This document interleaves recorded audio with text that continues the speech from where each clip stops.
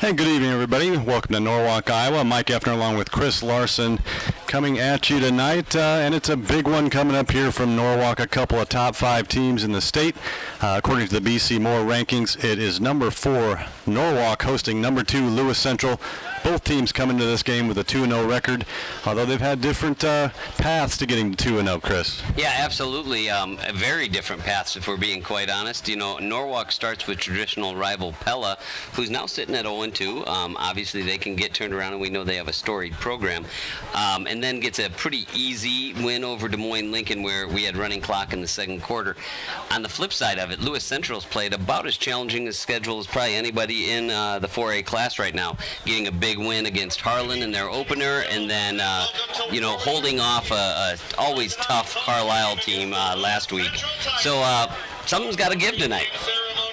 Yeah, and welcome inside the Southtown Chrysler Dodge Jeep Ram radio pregame show on KNIA-KRLS.com, KNIA3 the stream. You can also view the game on the Norwalk Warrior YouTube channel, Norwalk Warrior Productions. So we hope you can listen to us and watch it and have a good time tonight. It's a beautiful night. It was a little warm, but I think it's going to cool down as we go here. We got a little breeze that was coming in the booth here, so we're excited for this big-time matchup. So again, welcome to the Southtown Chrysler Dodge Jeep Ram radio pregame show. Buying your next new or used vehicle is simple with Southtown Chrysler Dodge Jeep and Ram in Indianola. Visit SouthtownCDJ.com, calculate your monthly payment, then schedule a time to come pick up your new car, truck, or SUV. Stop by the dealership or visit SouthtownCDJ.com. So again, the cross-country team being honored out there right now. It was a big win for the Norwalk freshmen here a little bit ago. They held off Lewis Central 27-20.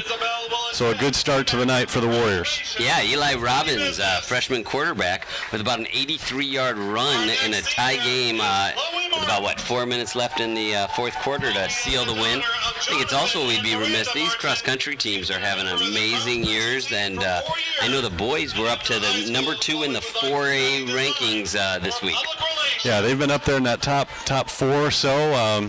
They just got one of their guys back. Yeah. Jack Brown, I believe, from who had an injury, and then a few guys were missing yesterday. So yeah, haven't put the whole team together. Sickness going around this week too, but they're going to have a team that can really make a run here. No pun intended.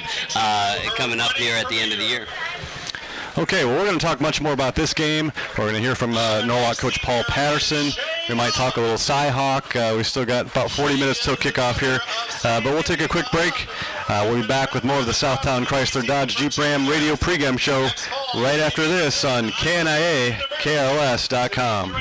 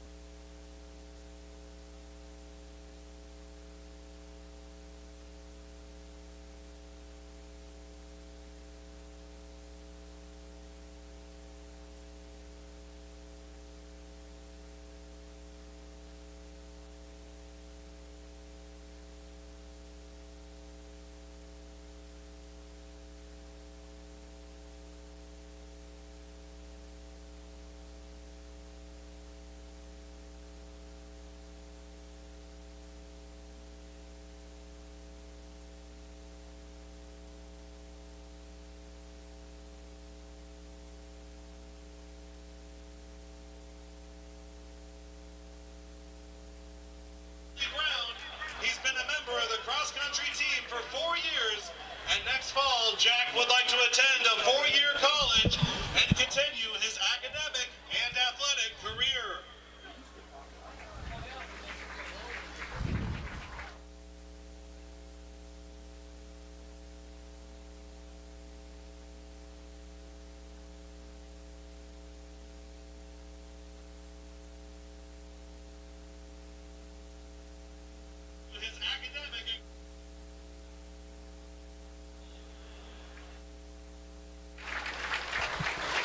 And welcome back to the Southtown Chrysler Dodge Jeep Ram radio pregame show on KNIA-KRLS.com. I'm Mike Effner along with Chris Larson. Excited to bring you this top 5 matchup tonight with the Norwalk Warriors taking on the Lewis Central Titans in a battle of 2-0 teams.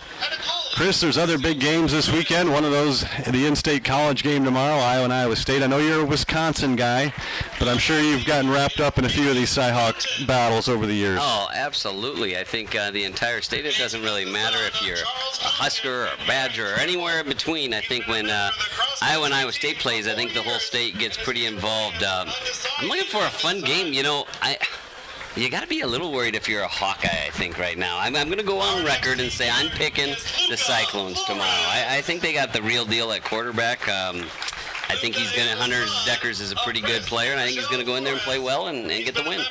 Yeah, you never know what to expect in this game because there's been years where Iowa State's struggle with UNI and then come out and beat the Hawkeyes. Now, last week, Iowa, the defense was dominant, but the offense did little to nothing against South Dakota State. So, you know, we'll see. Maybe they were holding back a little bit, but I would expect a close game. It's usually. He's been a member of the cross-country team for 4 years, and after high school, Ethan would like to attend a 4-year college and major in computer science. So, like, if they were older and stuff, they would just look like another part of the crowd with their older. Our next senior is Ben Hanson. Ben is the son of Joel and Jennifer Hanson. He's been a member of the cross-country team for 4 years, and he plans to continue his academic and running career after high school.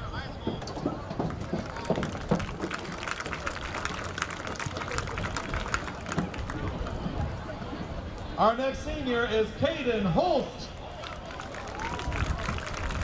Kaden is the son of Tori Holt and Jennifer Schaaf. He's been a member of the cross-country team for 4 years, and next fall, Kaden will attend Northwest Missouri State to study pre-engineering. After 2 years, he hopes to transfer to Iowa State University to finish his degree.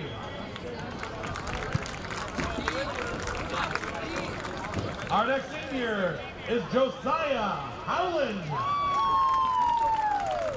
Josiah is the son of Michael and Julie Howland. He's been a member of the cross-country team for 4 years. Josiah plans on attending Frontier Bible College for a pastoral studies degree in hope of becoming a youth pastor and later a full pastor.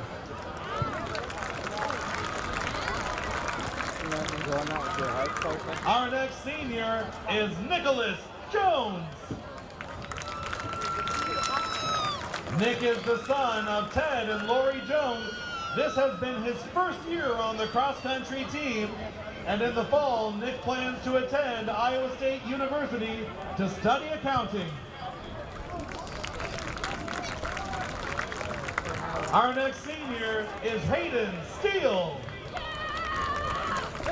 Hayden is the son of Chris and Dana Steele. He's been a member of the cross-country team for 4 years, and he plans to attend the University of Iowa to study finance after high school. Our penultimate senior tonight is Sam Strawn. Sam is the son of Chad Strawn. He's been a member of the cross-country team for 4 years, and after high school, he plans to go to trade school to become an electrician. Our final senior tonight is Alix Toro Abad. Alix is the son of Ruth Abad Catalan. This is his first year as a member of the cross-country team, and his future plans are undecided at this time. Ladies and gentlemen, once again, your 2022 boys cross-country seniors. On behalf of the Norwalk Activities Program, the cross-country teams of the Norwalk Community School District, we thank these seniors and their parents for their years of commitment to the Norwalk schools and their performance both on and off the track. Thank you so much, seniors. Once again, give it up for the cross-country seniors. I wrote to tell you I got here by accident. It's number 4. Who was on there? camera 2 does. Either way, you go either way.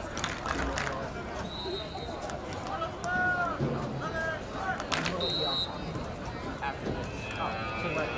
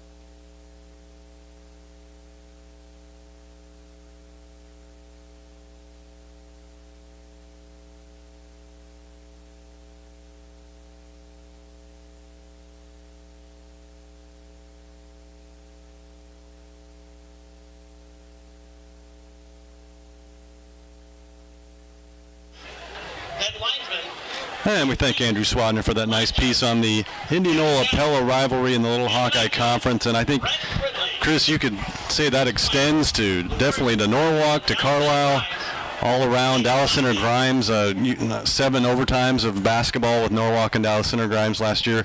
A lot of really good rivalries in this league. You know what's kind of fun about it, too, is I feel like in the conference, in which it spills over into football because they're going to play each other a lot, but just these conference teams, kind of your goal is to be in the conversation, right? No matter what sport we're talking about, your goal is like, hey, we want to be part of the party, right? And you have to be really good. I remember a few years ago when we kind of made the change, we were sitting at the all-conference boys basketball meeting, and everybody's like, it happened to be a year we had a pretty good year, but they're like, man, my community is so mad because we were like 6, but I'm like, who are we supposed to be? You know, and that's really what makes it fun. I just wanted to do a really quick, the all sports rankings came out just for the Little Hawkeye, and if you think the rivalries aren't big in all sports, listen to this. Pella ended up winning it with 91.5 points. DCG had 91 points, Indianola 90.75, and Norwalk wasn't far behind with 83.25 points. And so it's not just on the football field or the basketball court. We saw it this summer in softball. We saw it in baseball. I will tell you what's fun is I heard somebody talking about this this week. You want to play against good teams because they bring out the best of you, and I feel like these schools bring out the best in each other. Yeah, and it just like softball, we saw great games last year between Norwalk, Dallas Center Grimes. That came right down to the wire. We were there. That could have gone either way for the conference title, and lots of teams going to state. And I think your rankings there, that just speaks to how competitive the league is, especially at the top. Well, and I'm pretty proud, because we were part of this. The Little Hawkeye is currently on a run in 3A where they've had 4 different champions in a row, all different schools, which I think is just an amazing stat. It's one thing when Sioux City Hill, and great job by Coach Betts and them when they won 3 in a row, but to have 4 different schools from the same league win it in 4 consecutive years is really saying something about the competition level. Yeah, and those teams getting to state, and you guys won a state title a few years back, so it's a great league in the league, and then when it comes tournament time, they're having success. So good piece by Swadner there, and we're going to get back on track here soon. I know you all want to hear from Coach Patterson. We have an interview with him this week on the game. We'll take one quick break. Be back with that interview right after this. You're listening to the Southtown Chrysler Dodge Jeep Ram Radio pregame show on KNIA KRLS.com.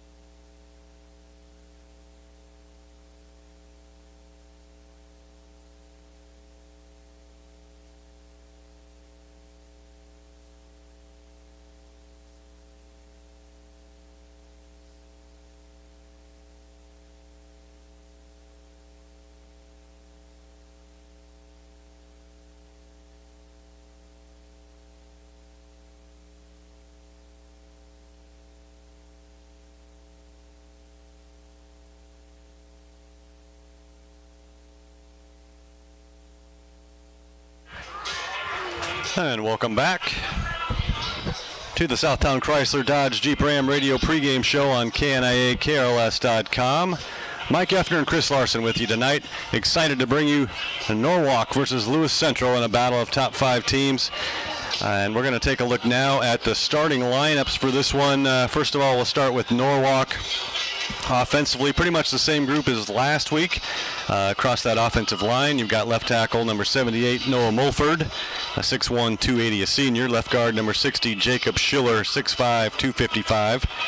And center 65, Carter Eden, 6'1", 260, a sophomore. And the big guy, number 77, the right guard, Ben Liedke, 6'5", 300, a senior.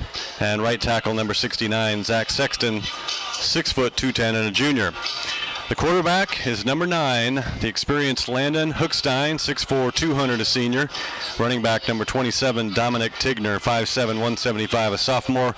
And the receiving core, number 12, Braden Carlson, 6'4", 180, a senior. Number 11, Dylan Rank, 6'3", 185, a senior. Number 5, Jackson Campbell, 6'1", 170, a senior. And number 20, Skylar Olson, had a big game a week ago, 6'1", 165, a senior. And you look for Kayla Rodman to be in with that mix as well. The Warriors on defense, a pretty good front line, starting with number 56, Maddox Borcherding Johnson, the Iowa commit, 6'3", 290, a senior.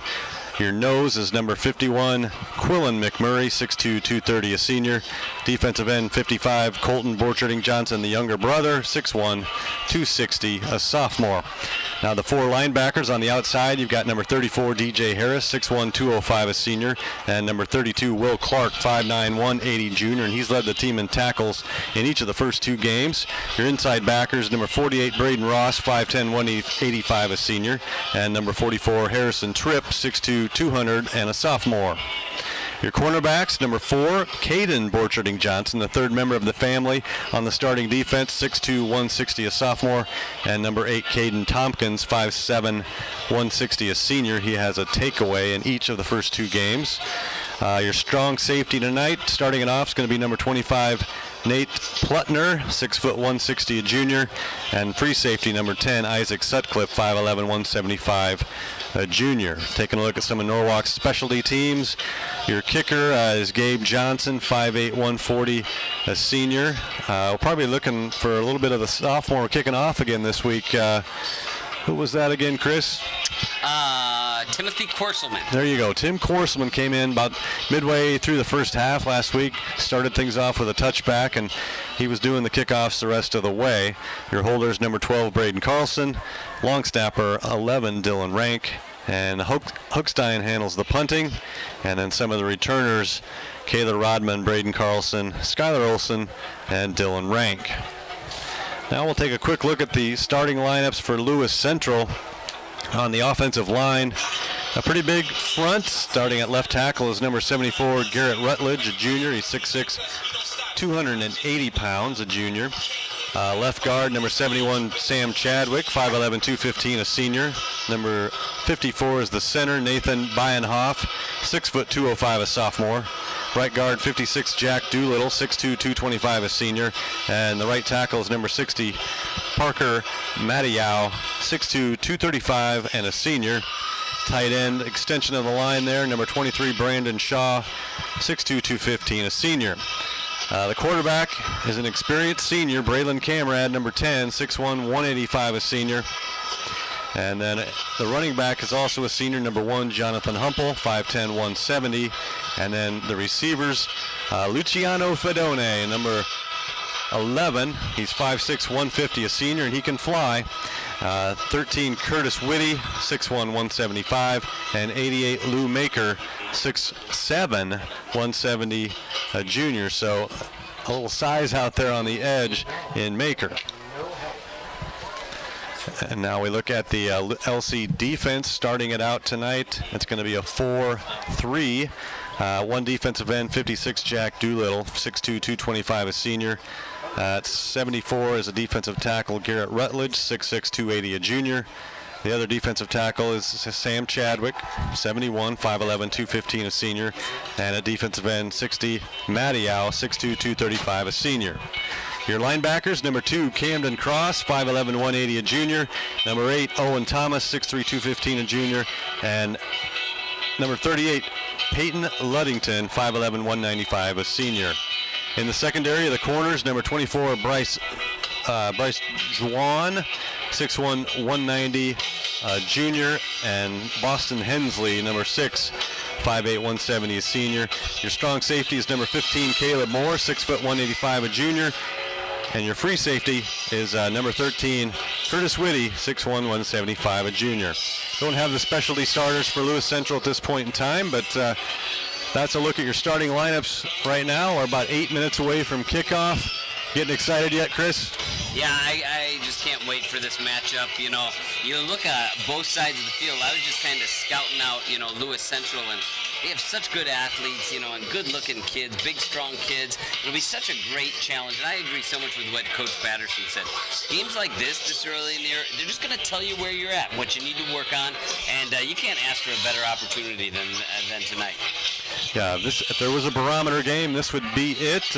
You know, you have a good feeling about where you are if you're Norwalk, the way you handled Pella and really took care of Des Moines Lincoln a week ago. This one really tells you, we'll be already a third of the way through the regular season after tonight, and it'll be a telling ball game. So we're going to take another break. We'll be back with the keys to the game after this. Back with the Southtown Chrysler Dodge Jeep Ram radio pregame show on KNIA-KRLS.com.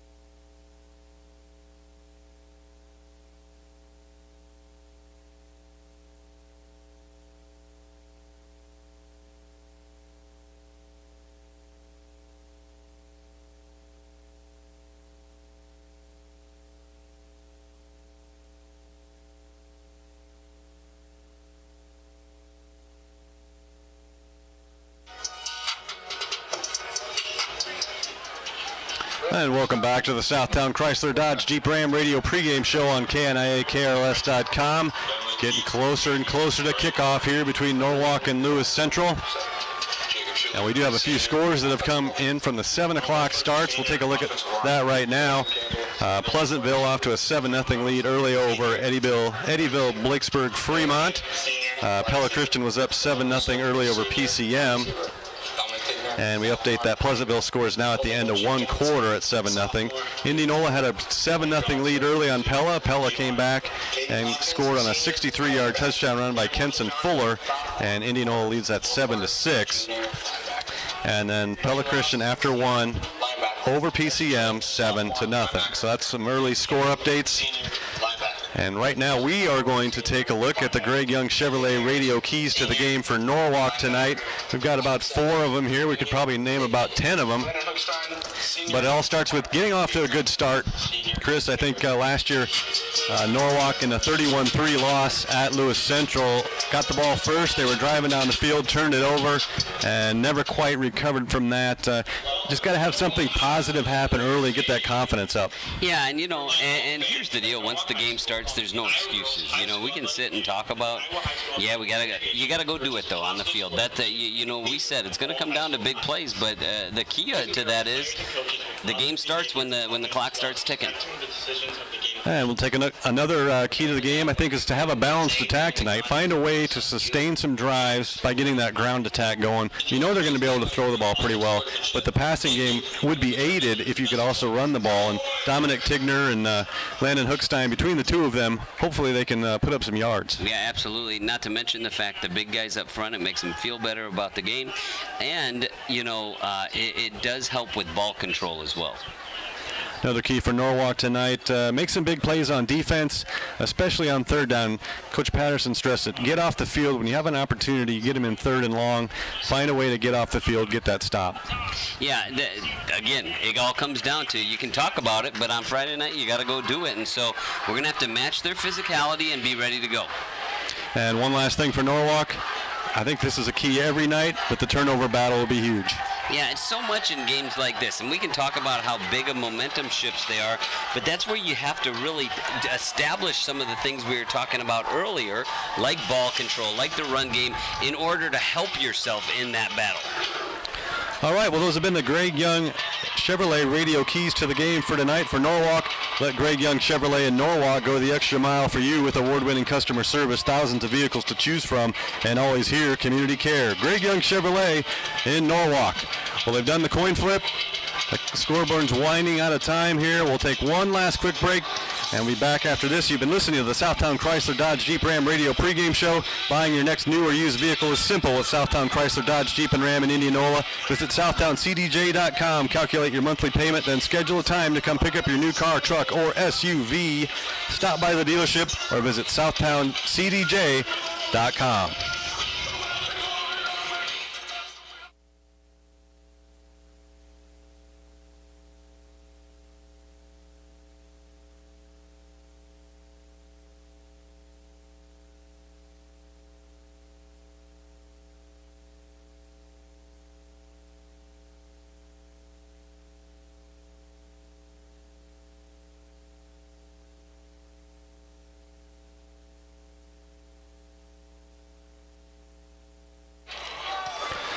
Welcome back to Norwalk. We're really getting close to kickoff now as they're lined up to go.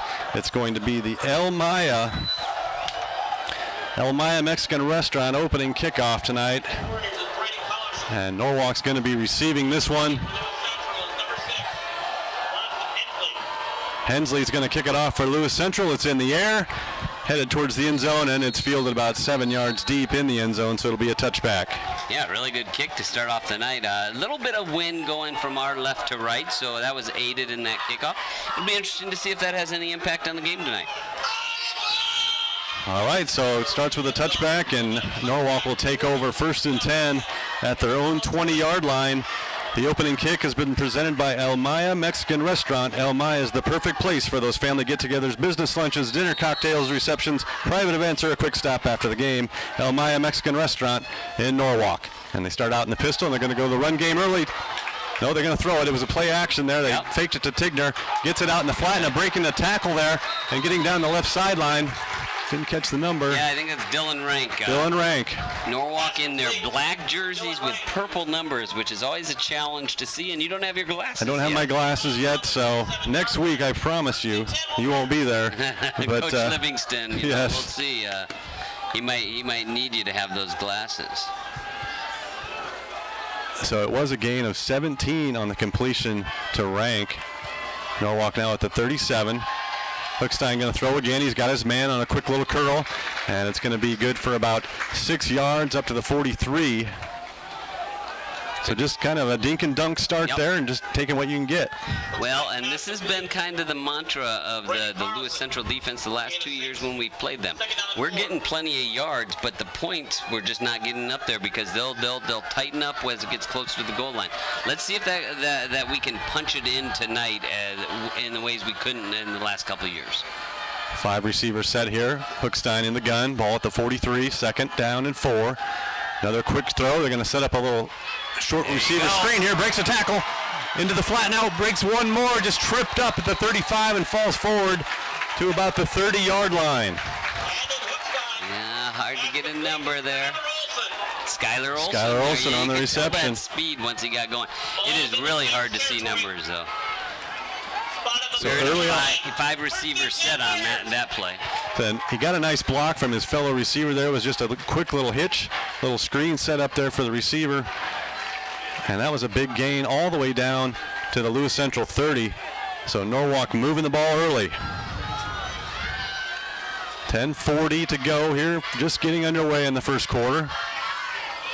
Man in motion. Hookstein in the pistol. Is going to pitch it out to Tigner. It's fumbled. He's going to fall, and it's going to be a loss. Oh, I thought Tigner had it. Did he get it back? He did. He did. It was close to. He had it, and then he let it up, and then he had to get it a second time. So a big loss there. It's going to be ball's going to be back to the 44. So just what you don't want. A mistake early after 3 positive plays. And that's where we say our execution has to be flawless. We can't get those big chunks, and then you got to be a little more perfectionistic on that.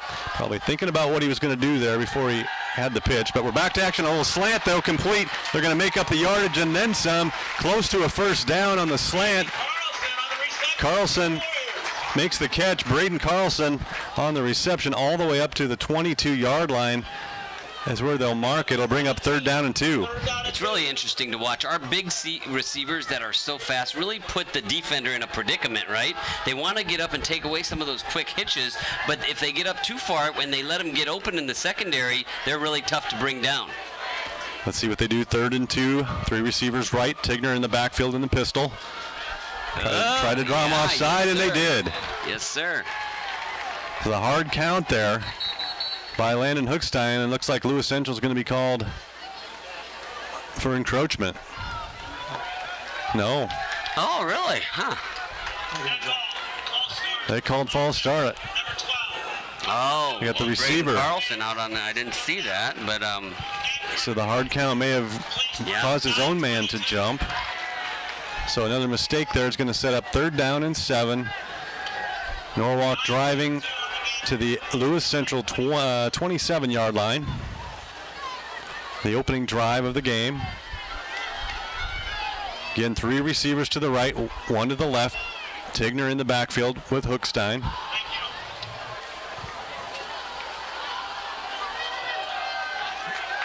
And after a brief delay, they're ready to go. They roll the play clock.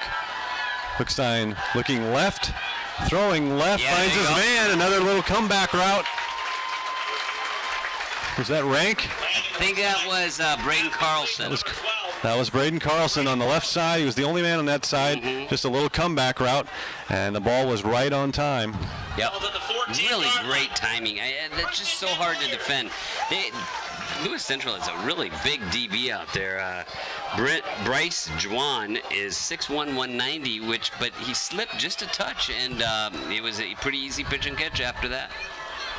Now, 1st and 10, they're going to give it to Tigner this time. Tries to find some room up the middle, and he's brought down by a host of Lewis Central players after a very minimal gain there. I think Norwalk's going to have to do that, though, just to keep Lewis Central honest. Show them that they're willing to get into 2nd and 3rd down situations just in order to establish the run. Yeah, I think you're exactly right, Chris. Got to at least try to get the running game started a little bit. Even if you don't get big gains, just maybe create a 2nd and 7, 2nd and 8 here. But this time it's going to be 2nd and 10. They mark him for no gain. 3 receivers right again. He's taking a shot at the end zone, up and over the defender and through the hands. It was just a little bit too high there for the intended receiver. I continue to be impressed with Landon Hookstein, though. I mean, that pass did get to the hands of the receiver. He had a blitzing outside linebacker coming right in his face. He put it where only the offensive man, I think it maybe was Skylar Olson again, could have caught it. It slipped off his hands. Would have been an amazingly tough catch, but still, we gave ourselves a chance, right? So here we go, 3rd down and 10 at the 14. Norwalk trying to keep this opening drive alive. 3 receivers right, 1 left. Hookstein back to pass. He's looking right. He throws it over the middle, and it was broken up. Yep. Incomplete pass. It was hard to see if that was broken up or intercepted or caught right there, but I think it hit the ground. Yeah, Hookstein tried to fit that into a tight window there. It was nearly completed down inside the 5, but it was broken up by the defender, which is going to bring up 4th down and 10 at the 14. Looks like a field goal attempt is going to be upcoming. Okay. Is that Carlson? Yep, Braden's going to hold, and it looks like Gabe Johnson is out there going to kick. You know, he's kind of our short-range kicker as it's starting to play out in the season. Ball spotted at the 21. It's a 31-yard attempt. It's got the distance. Oh, it ended up short. That wind, did you see the wind catch that ball? I thought for sure it had the distance. It got caught up in that wind, which is howling out of is it the north now? Yeah, it really is coming now. It looked to be like it was clearly going to be through, and then it just died. Sure did. So the 31-yard field goal attempt is short with 8:24 left in the first quarter. So Lewis Central will take over now at its own 20. So a nice drive there, just falls a little short. And let's keep our eye on that as the game evolves, right? Because this has kind of been our MO. We've had enough yards, but they're pretty satisfied, right, with the result of that drive. Obviously, with 0 points, we got to figure out a way to finish these drives. So there were some positive things there for Norwalk, but it ends up with no points. Now we'll see what the defense can do here as the Titans take over at their own 20. Braylon Camrad is going to hand this one off, it looks like, to Jonathan Humpel on the first play for Lewis Central. It's a short gain.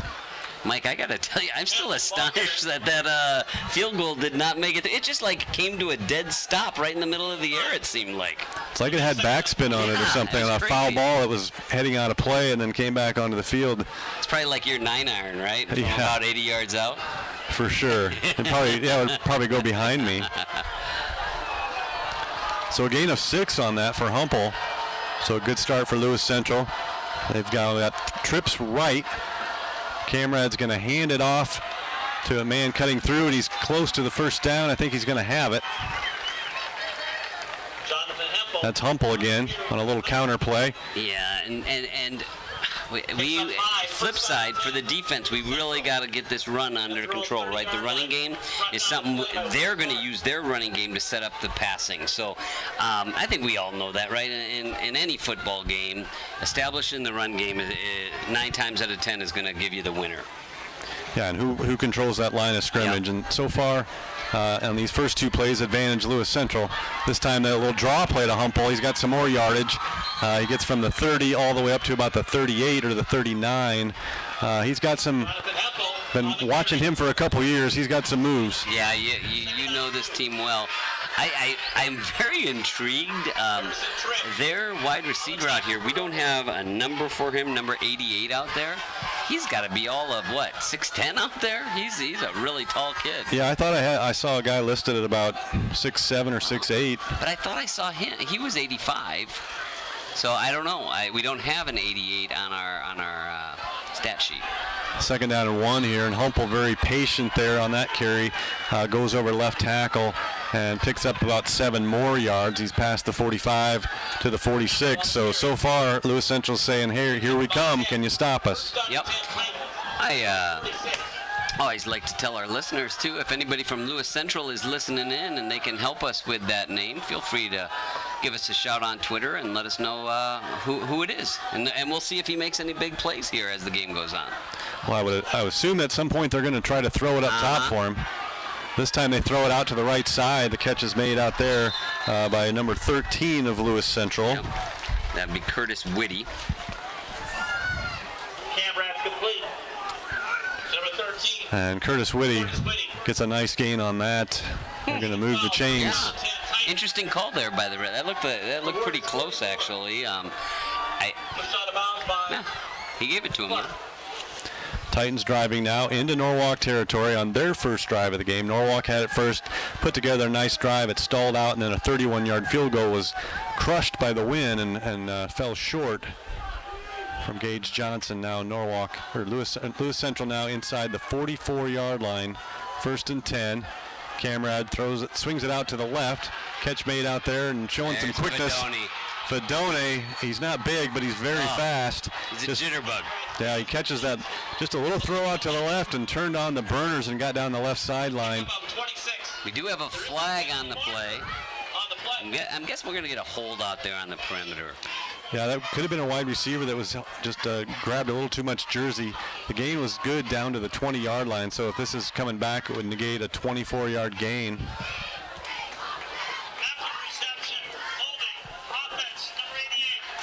Yeah, they got 88, Lou Maker there on the outside there for holding. So after the catch, it's going to come back and then some, and they'll spot it at the Norwalk 47.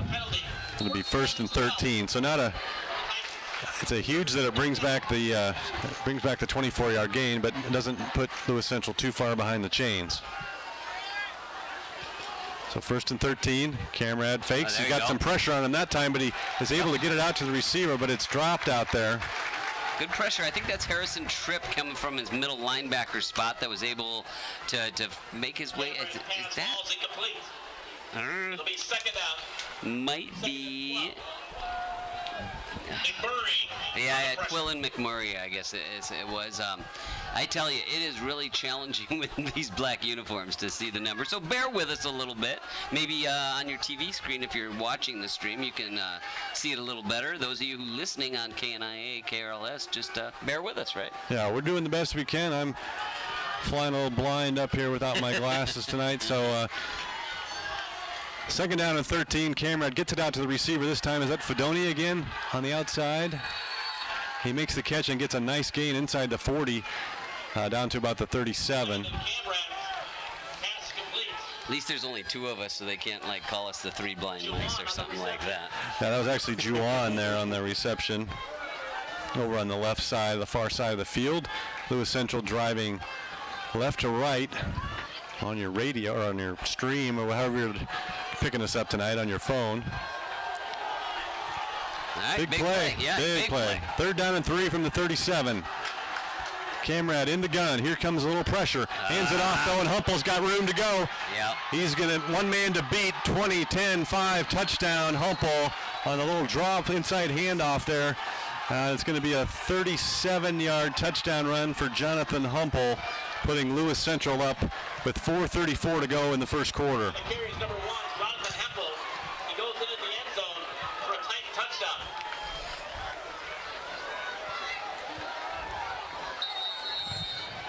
Let's see if it's Boston Hensley that'll be doing the kicking here. Nah, don't waste a timeout here, fellas. Get on side, Colton.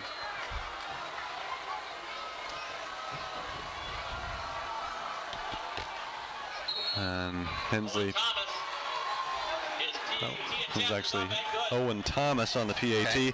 So with 4:34 to go here in the opening quarter, both teams have had one possession, and Lewis Central on the 37-yard touchdown run from Jonathan Humple leads Norwalk 7-0 here. We'll be back right after this on KNIAKRLS.com.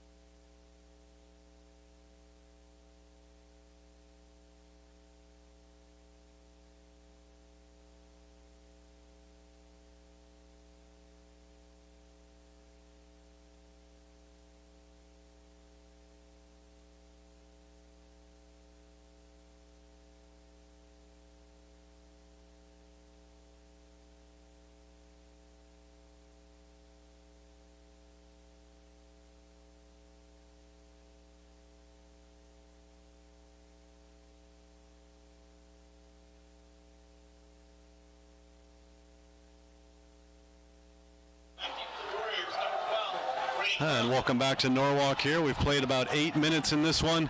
Lewis Central ranked 2nd in the state by BC Moore, leading number 4 Norwalk 7-0 on Jonathan Humple's impressive 37-yard touchdown run. And speaking of impressive, the kickoff by Hensley goes off the play clock in the end zone or the goal post, one of the two. And kicks it all the way through on the fly. Lewis Central's had a good tradition of kickers.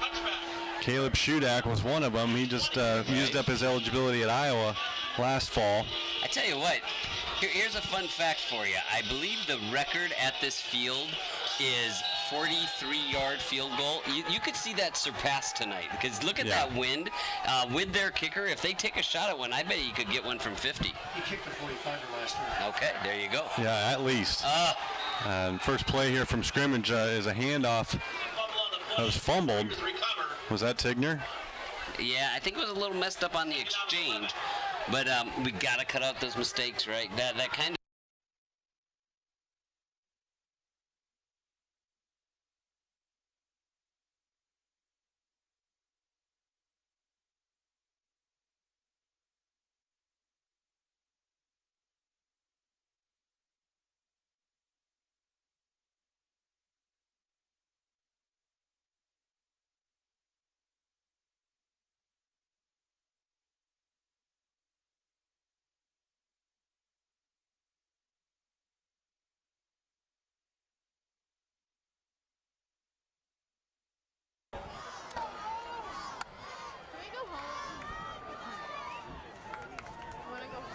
They'll bring him on 3rd down and 20.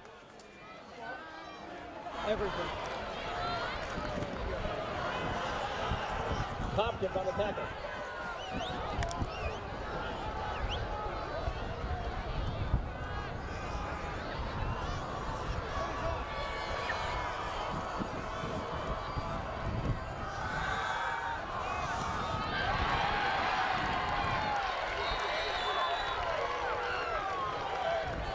Hook side pass complete to number 20, Skylar Olsen. Patterson early in the game, right?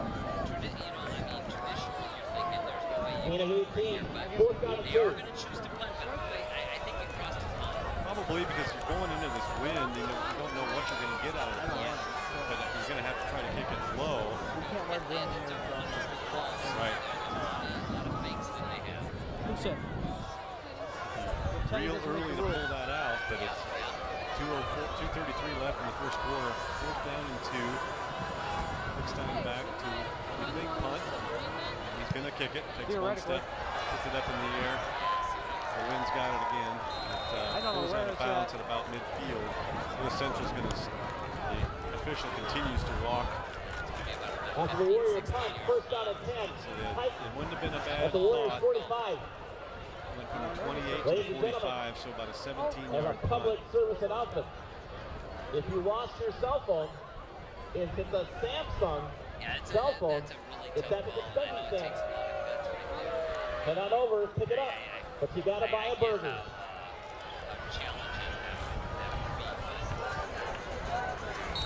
Always easy to second guess. Yeah, so following the 17-yard punt, Lewis Central.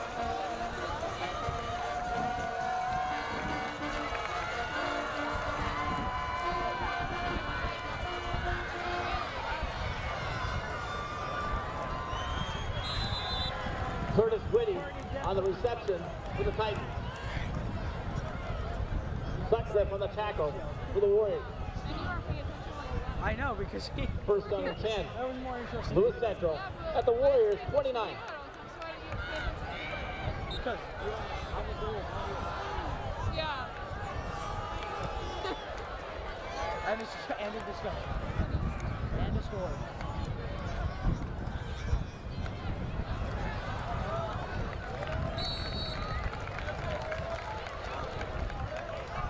Jonathan Hempel on the carry. Yeah, it's just For reverse the quarter Titans. landing. Yeah. Maddox, Worker and Johnson on the tackle. The 3-yard gain brings up 2nd down and 7. I just have What?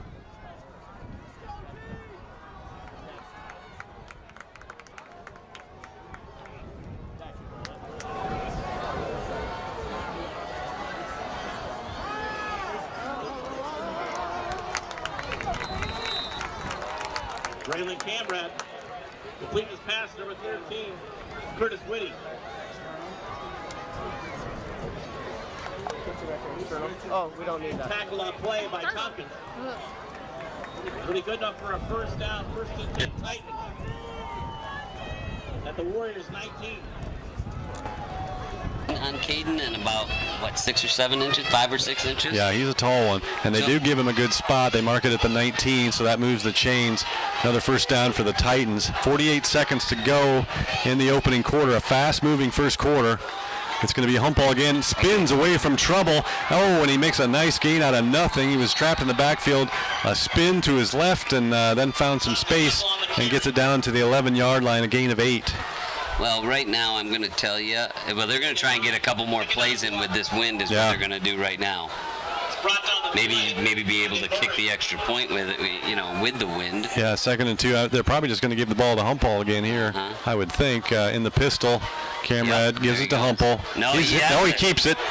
And Camrad's going to run into the end zone with 8 seconds left to go in the first quarter. A good fake there inside to Humple. Camrad kept it and scores from, I believe, about the 7-yard line. And I got to tell you, Mike, right now Norwalk's going to have to challenge themselves on the defensive side to get a little more physical. I was just watching kind of the play, and they are physical blockers. You know that. That's how you are this storied of a program. But they were fighting and blocking, knocking down our guys, and their quarterback wanted the contact at the end zone. Right now the physicality is a one-sided show. And that was another thing Coach Patterson mentioned during the interviews. You got to match that physicality, battle through adversity, and right now they got some adversity. The extra point's good. So just 6.7 seconds left to go in the opening quarter. Lewis Central leads Norwalk 14-0. We'll take a quick break. Be back right after this on KNIA, KRLS.com.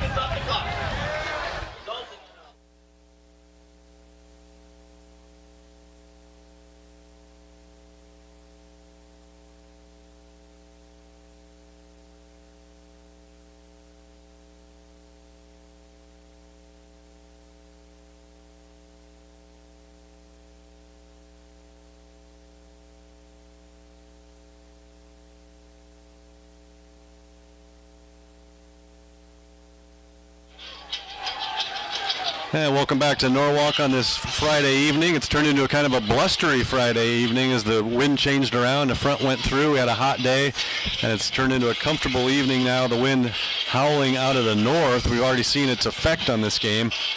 Gage Johnson's 31-yard field goal earlier in the first quarter was just completely knocked down, and then Lewis Central taken over. They've scored a couple times now.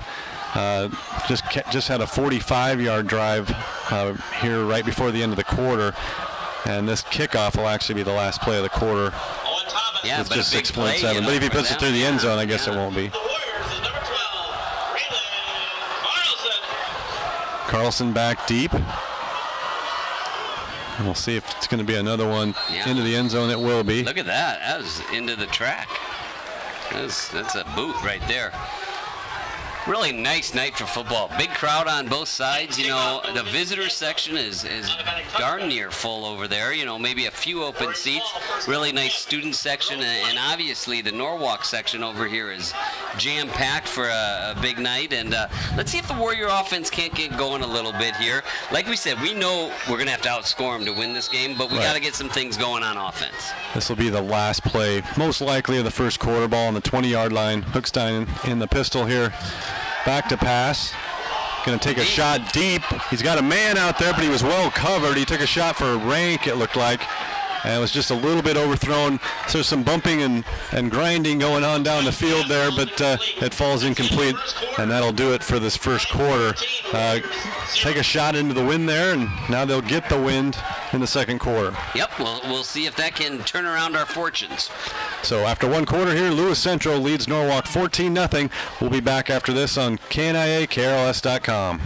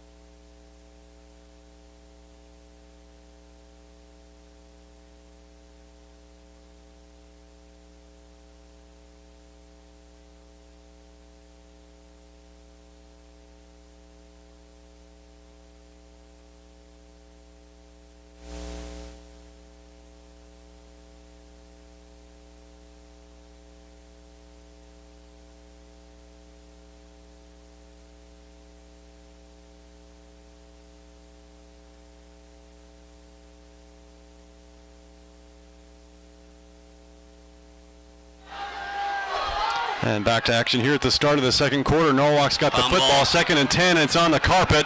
Lewis Central celebrating like they have it. Was that another bad exchange, Chris? Yeah, it's a bad exchange. I don't know if that's one of those RPOs, and there's something in the exchange there that's not the way we wanted to have the first play of the second quarter with that wind go. Yeah, just 6 seconds into that quarter, 2nd and 10, and the fumbled exchange. Lewis Central falls on it, and they're going to have the ball on the 16-yard line, looking to go up 3 scores and make a big early statement in this one. Right now, Norwalk just shooting themselves in the foot a little bit too much. A little bit crazy. At the end of the first quarter, Lewis Central 128 yards, Norwalk 74, so the yards isn't too different. But again, it comes down to finishing and some turnovers now. Camrad under some duress dumps it off short, and it's dropped out there in the flat, so it'll be 2nd down and 10. And it's time for a Chicken Instant Radio update here. We haven't gotten to one of those yet. We'll take a look at some scores here. 13-all, Pella and Indianola, the rivalry factor in effect there. Indianola was kind of the favorite, but it's 13-all. Kenson Fuller, a 69-yard touchdown for Pella here. Carlisle up 14-0 over Knoxville. That's in the first quarter. Indianola has now gone up 20-13 over Pella on a 69-yard touchdown catch by Drew Kingery. And more scores here. Pella Christian 13-0 over PCM. That's at halftime. Carlisle's moved up 21-0. That's a pass is complete off to the left side. It's going to be close to a first down. Carlisle 21, Knoxville nothing early in the second. And now Pella has scored again, and it's 20-19 Indianola over Pella. A couple other first quarter stats just to pass along to you, Mike. Here's probably the big one. Jonathan Humpel, 73 yards on 7 carries, and added with quarterback Camrad with 12 yards. So they have 95 yards rushing. The Warriors right now, negative 17 yards rushing. Wow, and there's some fumbles involved in that. Now a big play, 3rd and 2. They give it to Humpel. He skips and hops and gets his way up to a first down near the 5-yard line. He's going to be tough to bring down in the backfield. Yeah, and he's getting just that five yards too easy, right? That is something that we got to get taken care of there. So it is, they are going to mark it at the 5-yard line. Lewis Central taking over on the fumble, threatening to score again. With 11:07 left in the second quarter, they're already up 14-0. And I'm guessing we'll probably see more Humpal here inside the 5. Especially with that wind kind of playing tricks. I don't know if you chance throwing it up in the air or not. I'm going to use a timeout, though, to talk about it. Titans want to talk things over here. They'll call a timeout.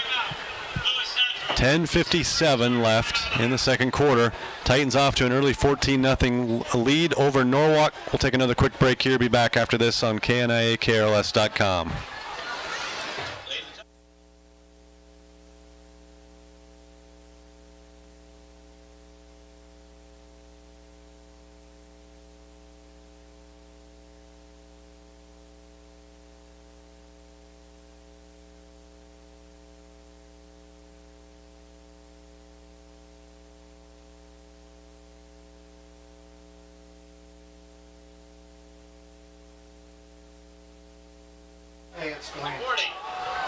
Back to Norwalk here. Mike Effner along with Chris Larson.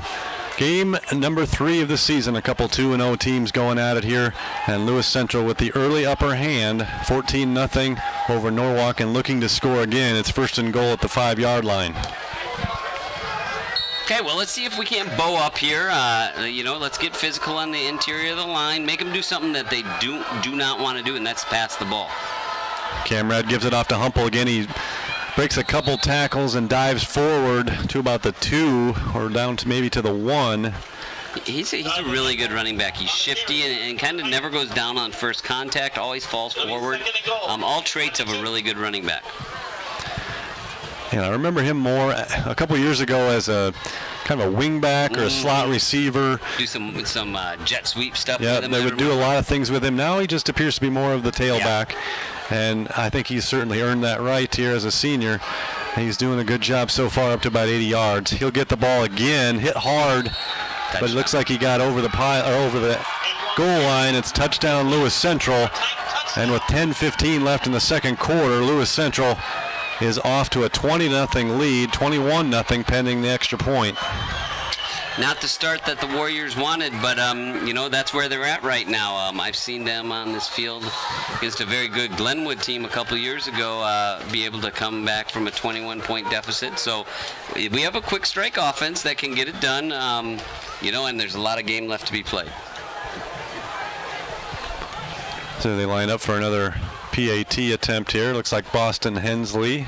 A line drive, he kept it low. The wind wasn't going to sure did. affect that, and it was right through the uprights.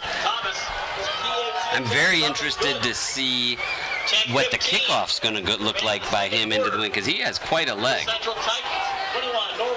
Yeah, we'll see what he does. If he kicks it low, if he kick it, he might be able to kick it close to the end zone with the leg he has, but with the wind blowing the way it is, you don't want to get it up in the air very much. Yeah, no doubt about it. So, be interesting. Let's see if maybe it's a little shorter kick, gives us a chance at a good return. Maybe something to spark the Warriors. Now, we do want to make a correction. I believe it's Owen Thomas, a junior, number 8, who's been kicking the PATs. 8 and 6 look a lot alike. We can't blame that on the jerseys. That's just... that's poor. I'm a bad spotter on that. I think that's poor color, man. Well, I'll take the blame on that one, but right now Norwalk, we talked about them needing to establish the run a little bit. Well, that's almost going to be taken out of the equation pretty soon because you're going to have to throw to get back in it, especially if Lewis Central continues to eat clock the way they have with their running game. So no time to panic yet. Still a lot of time to go. Just need to have a good drive here and some points come out of it. Yeah, and I think if you remember on the pregame show, Coach Patterson talked about it's week 3. Good or bad, we're going to learn some stuff about our team. But right now is the time where you're searching to see, all right, who do I have on my team that's a fighter and that realizes that we're going to keep playing football all night. And we might not win the game, and maybe it's going to be too much to come back from. But who has enough juice in them to start showing a little fight? We'll see what Hensley does. He's going to kick it into that wind. That's weird. It only gets to the 17, where it's picked up by the Norwalk up man, and he's tackled just across the 20. Kayla Rodman. That was Rodman. Boy, that's a tough kick to catch, though, too. It was floating up there, fluttering.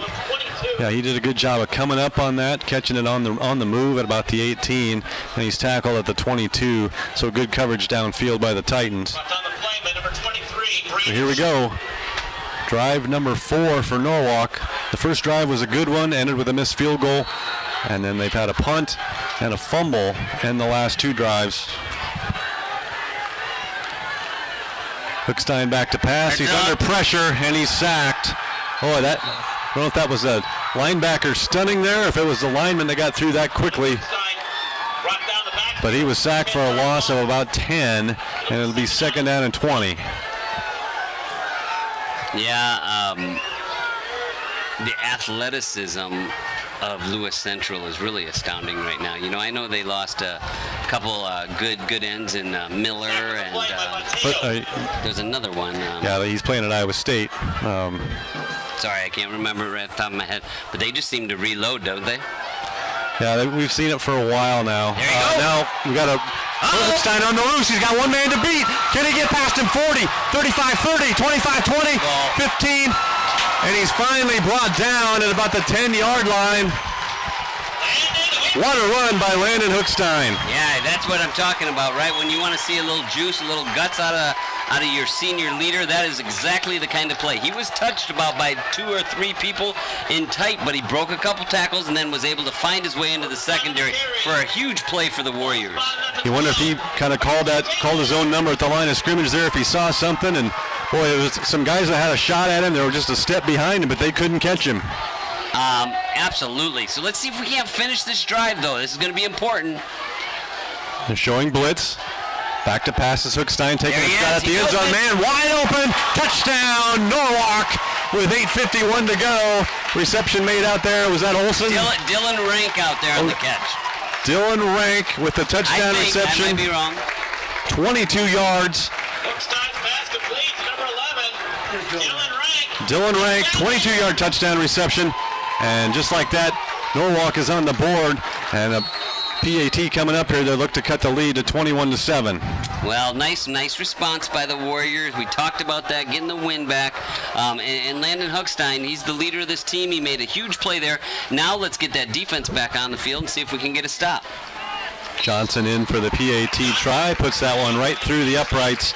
And so with 8:51 left in the second quarter, Norwalk's back in this one. They got work to do. They're down 21-7, but they're on the board. And we'll take a quick break here on KNIA KRLS. Be back right after this.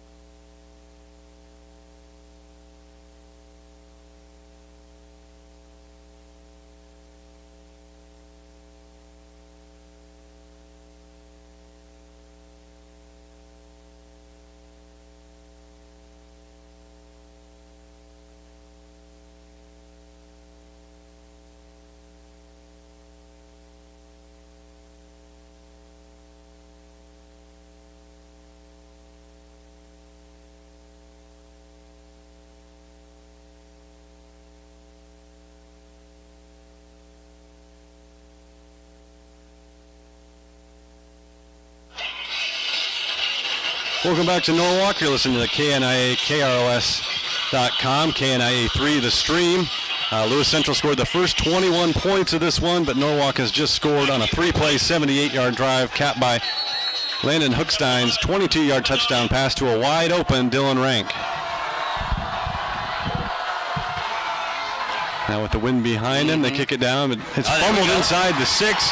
They're going to have to pick it up. They pin him back in there. Yep, and tackled inside the 5-yard line. A big play now on special teams following the touchdown, and Norwalk's got some momentum. He's caught inside the 5. What do we got? Yeah, that's Harrison Tripp down there on the tackle. Middle linebacker making a play on special teams. Really nice job, Harrison. I think that was maybe Boston Hensley that fielded it down there, fumbled it, recovered it. Looked like he might have some room to his right, but as you mentioned, closing in quickly with the Warriors. And this drive's going to start at the 2-yard line for Lewis Central. So we'll see now if Norwalk's defense can respond with a stop following the score. The defense has to come up with something here. It's a big point in the game. And Camrad's going to take a shot deep. He's got a man, and it's complete. Oh, they don't waste time. They take a shot right down the field. Yeah. Who's that receiver out there? Number 13, Whitty again. Whitty again. Camrad drops back into his own end zone, had a lot of time, and put it right on the money out to the 47-yard line, a gain of 45. Well, all right, that takes a little bit of the wind out of the sails, but we were able to get him down. Let's see if the Warriors cannot, bow up right here, similar to what Lewis Central did on the first drive of the game. So Camrad in the gun here. Once again, is going to hand it off to Jonathan Humple. This time a short gain, but the pile is still moving. When they finally blow it dead, they'll mark it probably just past midfield. A gain of about 3.5 or 3. Number 1 on the carry. That's Jonathan Hempel. So it's been a steady dose of Jonathan Humple so far in this one, mixed in with some pretty good passing by Braylon Camrad. I think he's 5 for 6 on the night. There is a Warrior down, but I think it's just a shoe problem, so I think we're all right with that. Let's take a quick Chicken Instant Radio update. High-scoring game in Indianola. The Indians are ahead 26-19 over Pella. Extra points are hard to come by tonight. Looks like they're having some trouble. There was a block and a shank. Pleasantville 21-0 over EBF. That one's at halftime. Wonder if the wind's playing a part in that, too. This time a pretty good substantial gain around the left side there for Humple again. Chase Borchert was able to finally chase him down, but not until Humple got another probably 20 yards. Inside the 40, inside the 35, down to the 33. Gain of about 17. Well, I got to tell you, Mike, we got to take time to take a look at that moon over here. Is this not most beautiful setting you can get for high school football? A nice, beautiful, full orange moon. You got the NPEC Center. It is really great stuff. Camrad back to pass, takes a shot down the field. Was that caught inbounds? Too. A perfectly timed, kind of a back. No, wait. The back judge is coming in. Let's see. It was a back shoulder throw, a beautiful throw and catch. And it's going to be ruled a reception out there. I'm having trouble. Is that number 85? Or is that number... That was 85, Lual Maker. It's hard to tell that, but he's got to be 6'7", right? He's listed at 6'7", 170. But showed some really nice hands on that catch. Yeah, the throw was right there, and he did a great job of keeping his foot in bounds there. This time Humple from the 11 looks for some yardage. He's down to about the 5 or so. So another Lewis Central drive in the works here. Started at the 2-yard line, and a 45-yard completion on the first play, and another big completion down to Maker, and now they're down to the 6-yard line. 2nd down and 5 at the 6. 6:32. We're already about midway through the second quarter. Well, let's see what we can do. Maybe we can make a big play, maybe a turnover here. Could use a turnover. Camrad's going to give inside handoff, and stacked up in there and pulled back is Humple. Yeah. Nothing doing for Jonathan Humple that time. Yeah, I think Maddox Borcherding Johnson got into the backfield that time. Good job by the Iowa recruit. Sets up a 3rd and about 5 at the 6-yard line. So big play right here for the Warrior defense. They're going to call it 3rd and 4 at the 5. They can get a first down without getting a touchdown. So there's one big play. You're probably gonna have to make 2 more. Yep. Yeah, I don't see a field goal attempt really. Humble again. This time he finds a little space, gets inside the 5, close to the goal line. They're going to mark him down inside the 1. Unfortunately, I think that's going to be a 1st and goal from the 1. Though. Yeah, it is. They're going to hurry up here, I think, Mike. Yeah, they get it down inside the 1. Now they're going to go no huddle. Seconds to go here in the second quarter. Camera now under center, and the officials blow it dead with 5:29 left in the second quarter. A timeout is called. We'll have another quick Chicken Instant Radio update. They've reached halftime now in Indianola. It's Indianola 26, Pella 19, and Carlisle all over Knoxville as expected, 35-0 with 3:35 left in the second quarter. And we'll take a quick timeout here. 21-7 is the score. Lewis Central over Norwalk. LC threatening now. We'll be back right after this. Lewis Central led 14-0 at the half.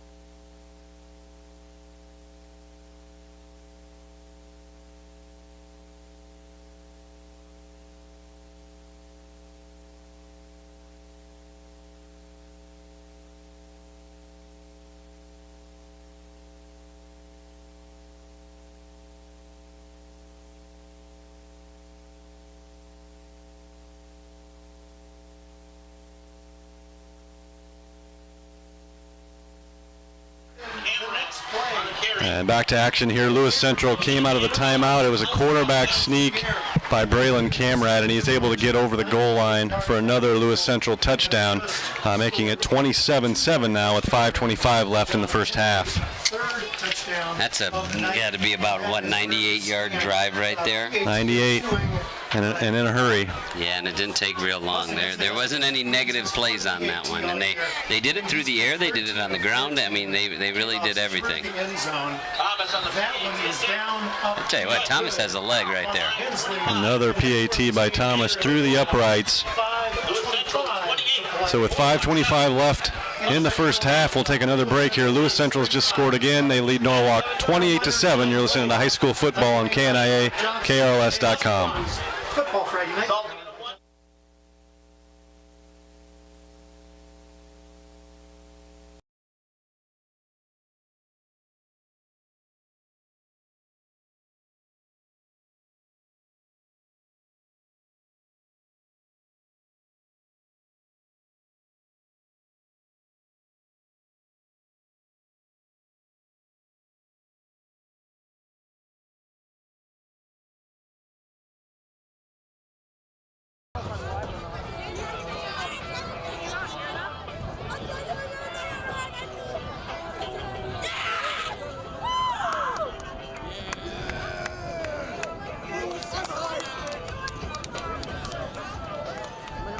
anything? No? You're not going to change it.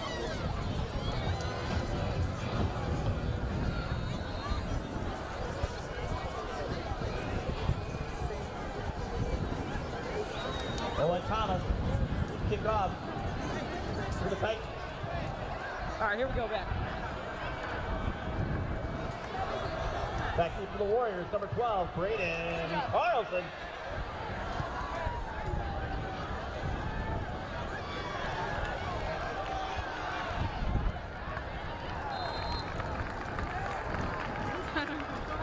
Taylor Rodman on the return for Norwalk. They'll have a first down and 10. After all, 30-yard line. That could have seriously been terrible. Everything's fine with the camera. It's good. Other than this part. That's literally okay.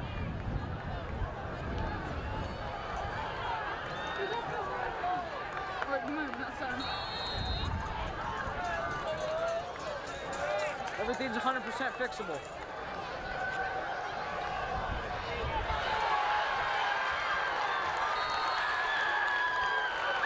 Landon Hookstein. His pass complete, number 12, Kaden Carlson. Ball spot at the 46. First and 10 Warriors. Brought down a play by Bryce Swan.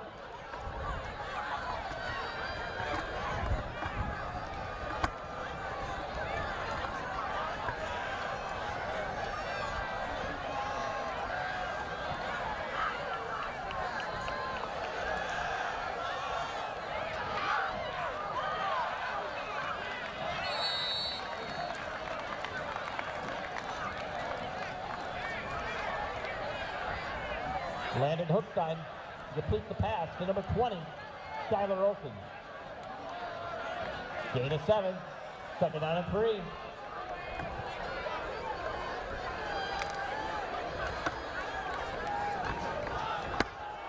Pass on the play by Thomas.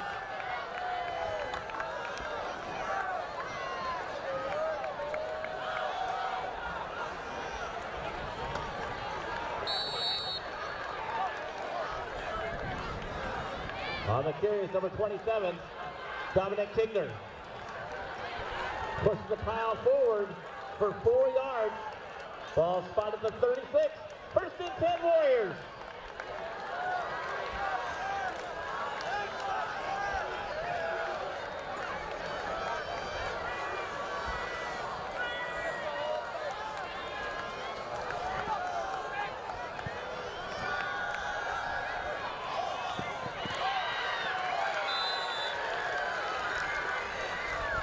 Landon Hookstein completes his pass to number 11.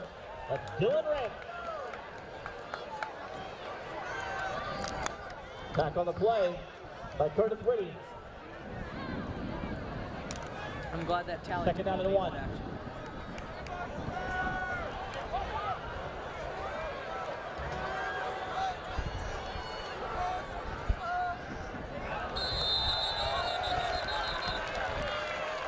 Penalty markers on the play.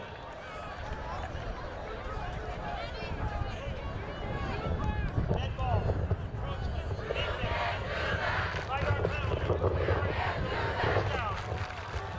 First and 10 Warriors. Ball spotted at the 23.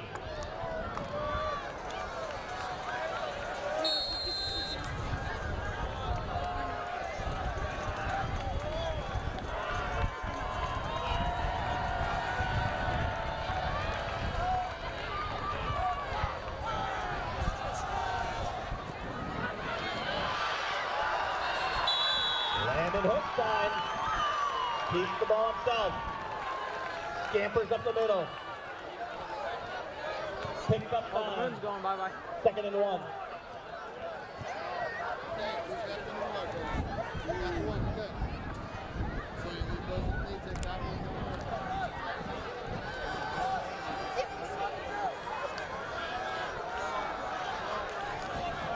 Yeah, I am. Mike told me to because I don't know where the tripod went. I moved it. Don't touch that. Hookstein's pass falls It's incomplete. a new one. There is a penalty marker on the play. It can't go on there. Yeah, like it's stuck. You can't take it off. You can't take it off. Okay. It's stuck into the plastic. Don't touch it. It's stuck into the plastic. So you just hold that.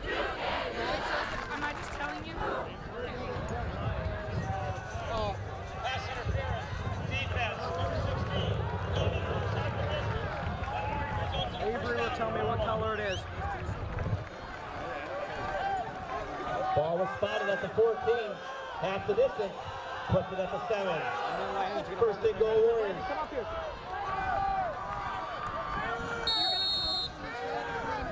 And then you're going to hold it during halftime. There's no point. This is an unfortunate situation.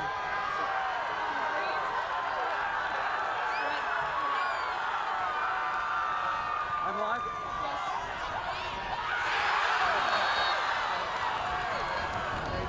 Tell me when I'm green. Quick start pass. Ball's incomplete. Second and goal. You're lying, and you're not lying.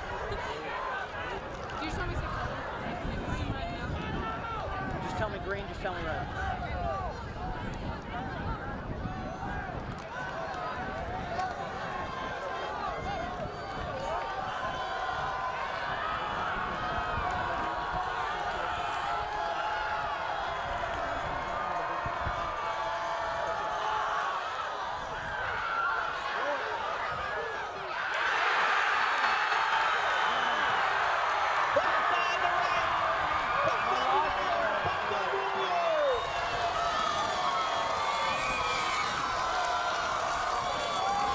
You're green.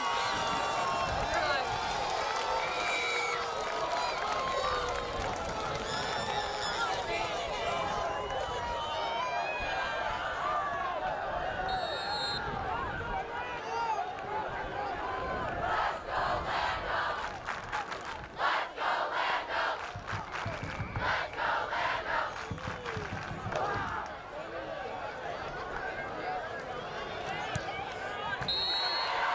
Johnson, PAT attempt is up and good. 2 minutes and 4 seconds remaining in the second quarter. Titans 28, Warriors 14.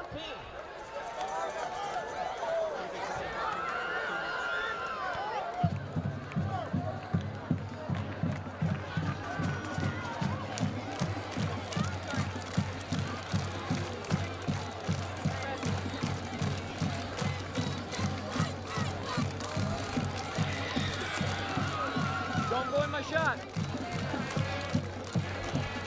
Thank you. Unofficial result. Norwalk scoring drive was 69 yards in 5 plays, taking 3 minutes and 15 seconds off the clock, resulting in a 7-yard touchdown pass from Landon Hookstein to Dylan Rick.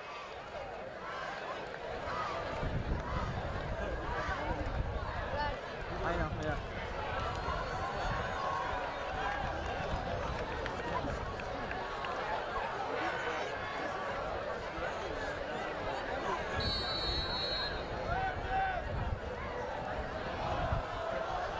Hempel back deep. Doing the kicking for Norwalk. Is Gage Johnson.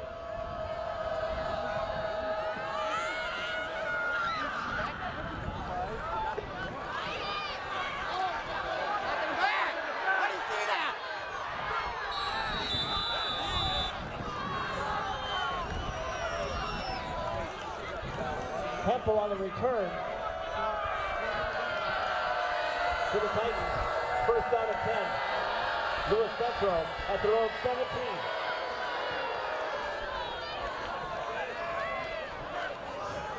Boo. I don't know why we're doing it.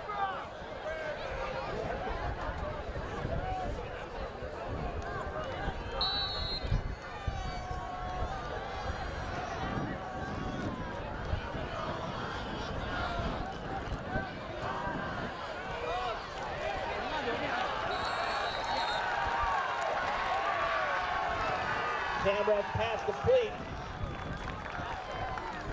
to Whitty. Loss of 3. It'll be second down and 13. She must just be watching her shaky work.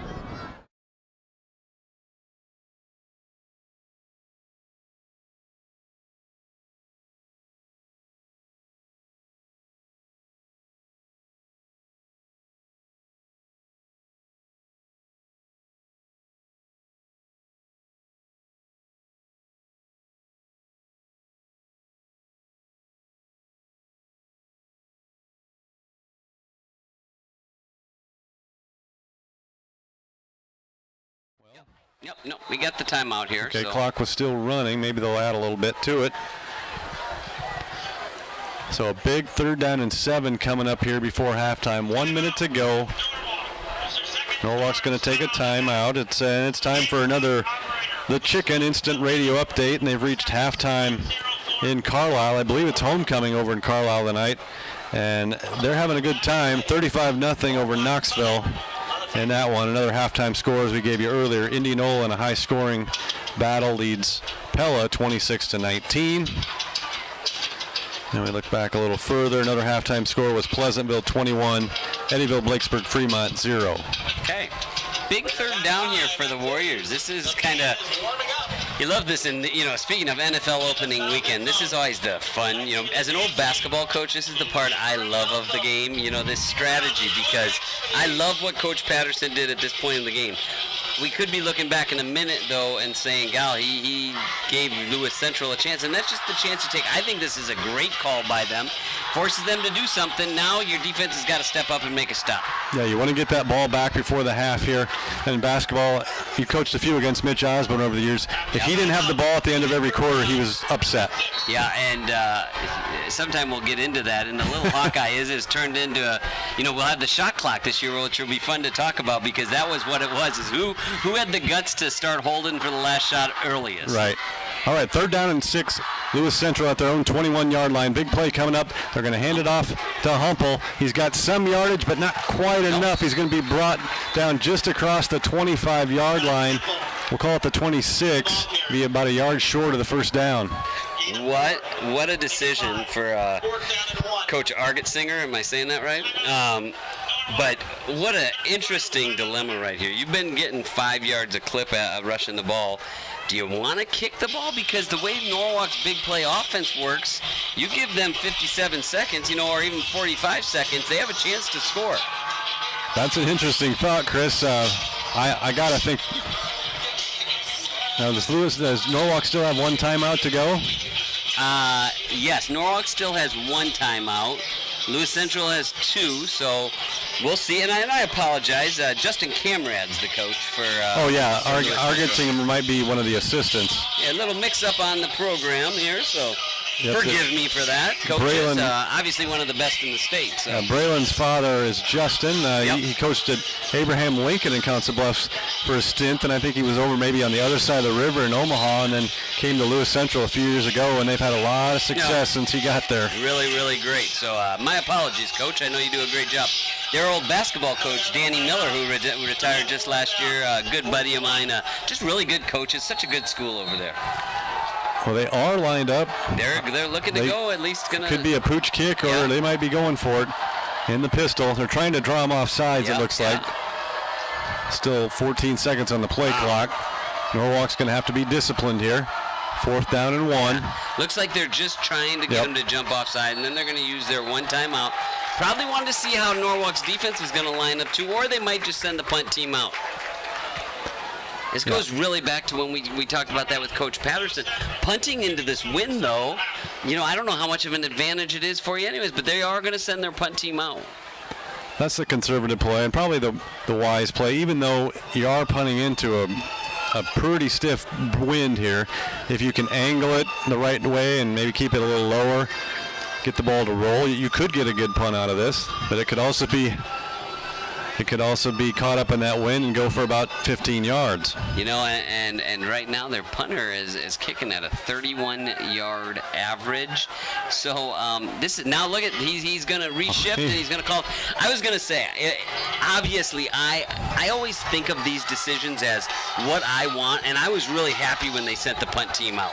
As a Norwalk fan, I was really happy. Yeah. Because I think the right move here is to go for it. I would roll the dice. Well, I think they've changed their mind a couple times. They may actually go for it here. 4th down and 1. 57.8 seconds to go here. We'll see if Norwalk can make a stand. Lewis Central with the ball at their own 26. Going for it here. Handoff to Humple. He's hit from behind. Boy, but he may have carried forward. It's close. I don't know. They're going to mark it. It looks like just past the 27. Which... Right at the 27. I think you're going to have to measure this one. See, here's another, just a little aside for you, Mike. This is how I like watching football. Like, we're going to pull the chain out, and we're going to know right away, right? They're not going to be able to go back and review it and move the ball a half a foot. Like, this is what makes high school football fun and great, in my opinion. Right, yeah. You're going to see one group really rise up and get excited right about now. Yeah. Lewis Central pointing that it's a first down, and it is. So it's a game of inches, and if, let's say, Norwalk gets that stop there, they score. It could be 28-21 before the half. Now they got to keep their wits about them here and make sure that it stays at 28-14 or maybe get a turnover. It's interesting, too, you know, and I've lived this life coaching your son. It makes you wonder if Braylon didn't go over to Dad and say, Dad, we can get a half a yard, you know, and said, hey, if I'm going to hang out with my buddies tonight, we got to make sure we said we went for this, right? Right. They got just enough there. Now Camrad back to pass, throws it over the middle. He finds a receiver. Looks like Fedone got to move. Nice tackle from behind there, just shy of the 50-yard line. It's going to be a gain of about 22 yards. Yeah, man, he's quick now. Now the tables turn there at midfield, and if you're Lewis Central, you're thinking, man, if we could get a score, get the ball back, it changes everything, right? They're trying to hurry up. Yeah, clock running at 32 seconds to go. Just shy of midfield to 49. Camrad going to throw an out route here, but the receiver turns in, doesn't go towards the sideline, does not get out, so they're going to have to use their last timeout, and Norwalk looks like they're out of timeouts as well. So they did use them all up there before that play. Trying to remember. I thought we still had one, but honestly, that's probably irrelevant at this point for the Warriors. Obviously, that's a big timeout for the Titans to have to use. Really good action, though, right there, you know, just with all the strategy and the coaching decisions. I think both head coaches did a really nice job managing these last couple minutes. Yeah, I mean, we've seen some guts out of Lewis Central there, going for it inside their own 30-yard line, and they got it by inches. And Norwalk has shown they haven't got their dauber down. They were down 21 points a couple of occasions here, but they're still fighting out there on both sides of the ball. Well, and I want to give Coach Patterson credit, too, though. I think using his timeouts to put them in that position was the right play as well. Oh, definitely. Just didn't turn out for him. Definitely the right thing to do there. They were going to be punting into the wind. Yep. They just chose not to do it. You almost got the stop. Inch, right? Yeah. Yeah, if you're Norwalk now, you just got to make sure you come up with a stop here and get into the halftime at 28-14. Camrad back to pass. We got some pressure there. He throws a little. That's going to be big because the clock will keep running. It'll be interesting to see if they don't just let this clock run out, or are they going to try and make one more play? Looks like they're going to try and get to the line. They might try to throw one deep here. Under 10 seconds now and running. Cameron's going to spike it here. They're going to set up smart play there. The coach's son, and they're going to set up probably a Hail Mary type play here with 6 seconds to go. You know, and I would say into that wind, that'd be a really hard throw to make, but I will tell you from their end zone, he threw it about 45 yards in the air, just, you know, a ways down on the field, so you got to think he can make that throw. Yeah, if he could get outside the pocket, maybe get a little forward momentum, I could see him throwing that into the end zone. Lewis Central, it's 4th down, so you got to make sure you use up 5.9 here. Otherwise, Hookstein will get a shot to throw it the other way. Yeah, and the only other option I would say they have, they could go for like a 7-yard, trying to get out of bounds real quick and give themselves a few yards. We'll see. Yep, that's what they're going to do. Going to go for a quick one to the sideline. Looks like maybe Fedone over there on the catch, inside the 40 to the 38. 1.4 seconds to go. We can see a really well-coached team, and obviously having a quarterback that's a coach's son doesn't hurt that at all. And Landon Hookstein, I think we have two really heady, talented quarterbacks in this game. Now, if the wind was in the other direction here, that would set up Lewis Central in field goal range, but I don't think they're going to try a 55-yarder into this wind. 1.2 seconds to go. Ball's at the 38. We're looking at a Hail Mary situation. Interesting. If they're going to try and get Humple out here in the flat. They're going to throw it short to Humple out there. He's trying to make some guys miss, but now he's wrapped up by about 3 guys get a piece of him, and that's going to do it for this first half. Easy, guys, easy. Well, it's little words being exchanged. Yeah, and that honestly, thank goodness, and good job by the ref getting it broken up without throwing the flag. That could have been just terrible for the Warriors, though. You get a personal foul there, they get one more play, and that would have been the worst case scenario. It was right on the Norwalk sideline, so every time you get on the sideline and the words start going, you never know what can happen with the emotions. But the play ends on that short pass to Jonathan Humple. An impressive first half it was for Lewis Central, but Norwalk hanging in there. They've got 24 more minutes to play with. It's halftime. Number 2, Lewis Central 28, number 4, Norwalk 14.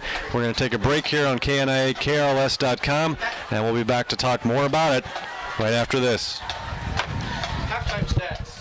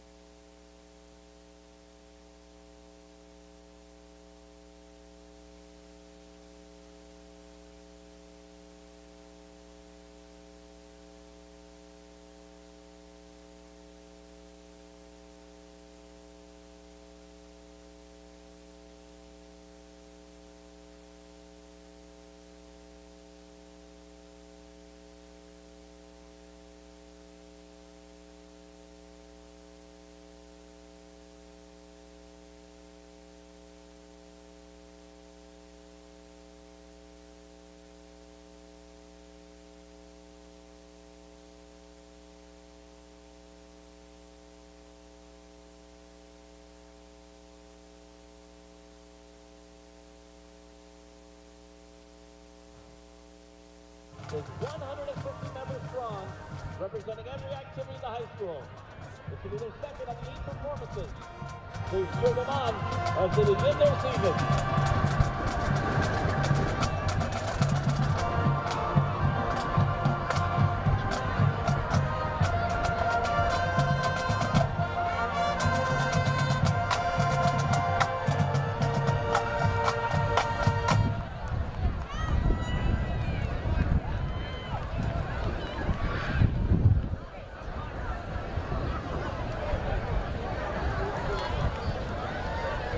Drum majors, Brett Frederick, Charlie Poppins, and Mitch Martinez. Is the band ready?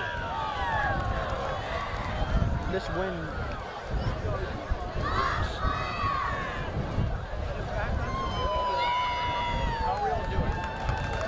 Warrior Marching Band, you may take the field in exhibition.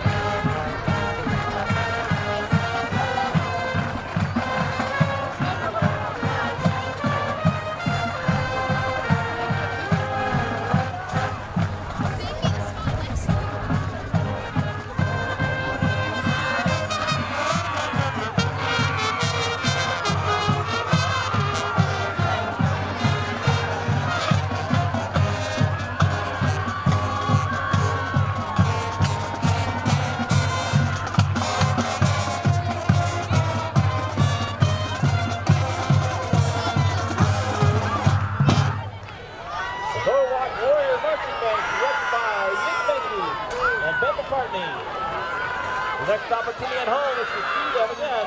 It'll be in 2 weeks at homecoming. How about another round of applause for the Norwalk Warrior Marching Band?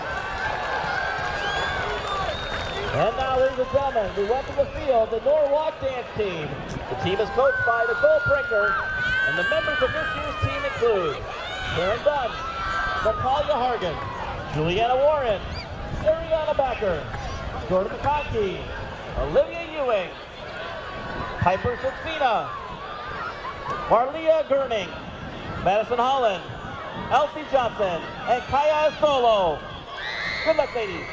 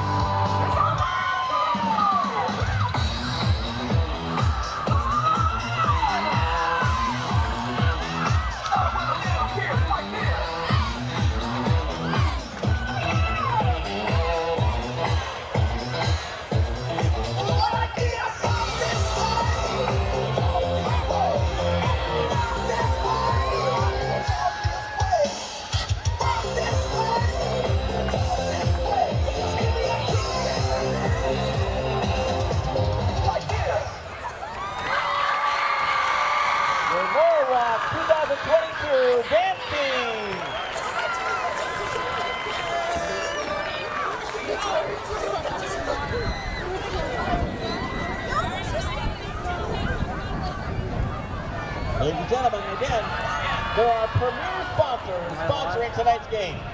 The premier sponsors are City State Bank and Greg Young Chevrolet. Thank you. The stadium sponsors are Fairway, Unity Point Clinics, Family Medicine, on the back of my shoe. Roger Chiropractic, Lane Insurance, Remax Precision Norwalk, and Ted Laird Design and Build. Thank you to all the sponsors. Don't lose my slack. All right, stop right here and set that down and go grab all that. I'm gonna grab over there.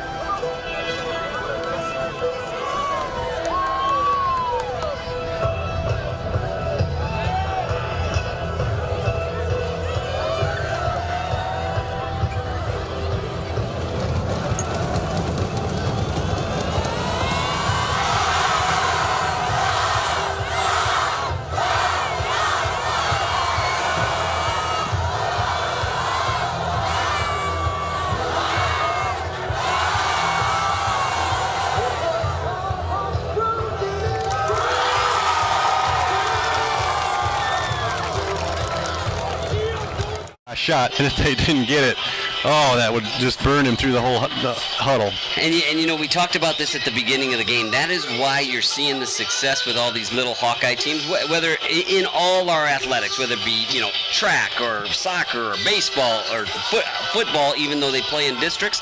It's because of things like that. I remember just recently we played Harlan again, and some reporters were asking me about facing that. Well, I had 3 or 4 guys in the little Hawkeye who have been studying that and learning from that. That helps us be successful when you have to go face some of that stuff. And I know you guys knew that a little bit, or not a lot also, with the Hawkeye 10 over there.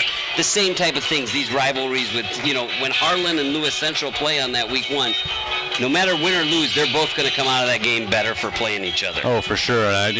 Grinnell, I think, was the victim of that last week after Harlan lost. They had like minus 34 rushing yards in the first half or something like that. So one of the other things that stood out about Harlan kids over the years is they always had this tremendous belief that they were going to win the ball game. Well, right now, hopefully we'll see that out of Norwalk, that they come out and they believe that they can come back and win this game, then it's possible. Yeah, and you know, let's give kudos to Landon Hookstein, right? We said somebody needs to stand up and make a play. He had the huge run, but then I don't know if he missed another pass the rest of the half after some of that adversity. So it's great when you have your quarterback and then you add in Braden Carlson and Dylan Rank, some of your senior leaders making plays. Now, let's put that same onus on the defense, right? We need somebody on that defensive the defensive front seven step up and make some plays, maybe some negative yardage type plays to start this half and really show Lewis Central we're here to play football and we're not going to leave all night. Right, match that physicality. Yep. I think you'll look for Norwalk, all 11 guys this half, to try to really be punching that ball out. You know, Peanut Tillman of the Bears used to do it really Absolutely. well. Get in there and punch that ball, and hey, if it pops out and you get it, it could turn the whole game around. No, absolutely. And again, I think some of that has to come down to, I know Norwalk has the athletes to compete right now tonight with a team, you know, whether we want to call them number 1 or number 2 in the state, one of the top teams in the state. They have the athletes to do it. Now let's see how tough our mindset is and if we can't get the job done here in the second half. All right, well, we're getting closer and closer to that second half kickoff here. We'll take one more break, but before that, it's time for another The Chicken Instant Radio Update. And some of these games are starting to get late. They're out ahead of us.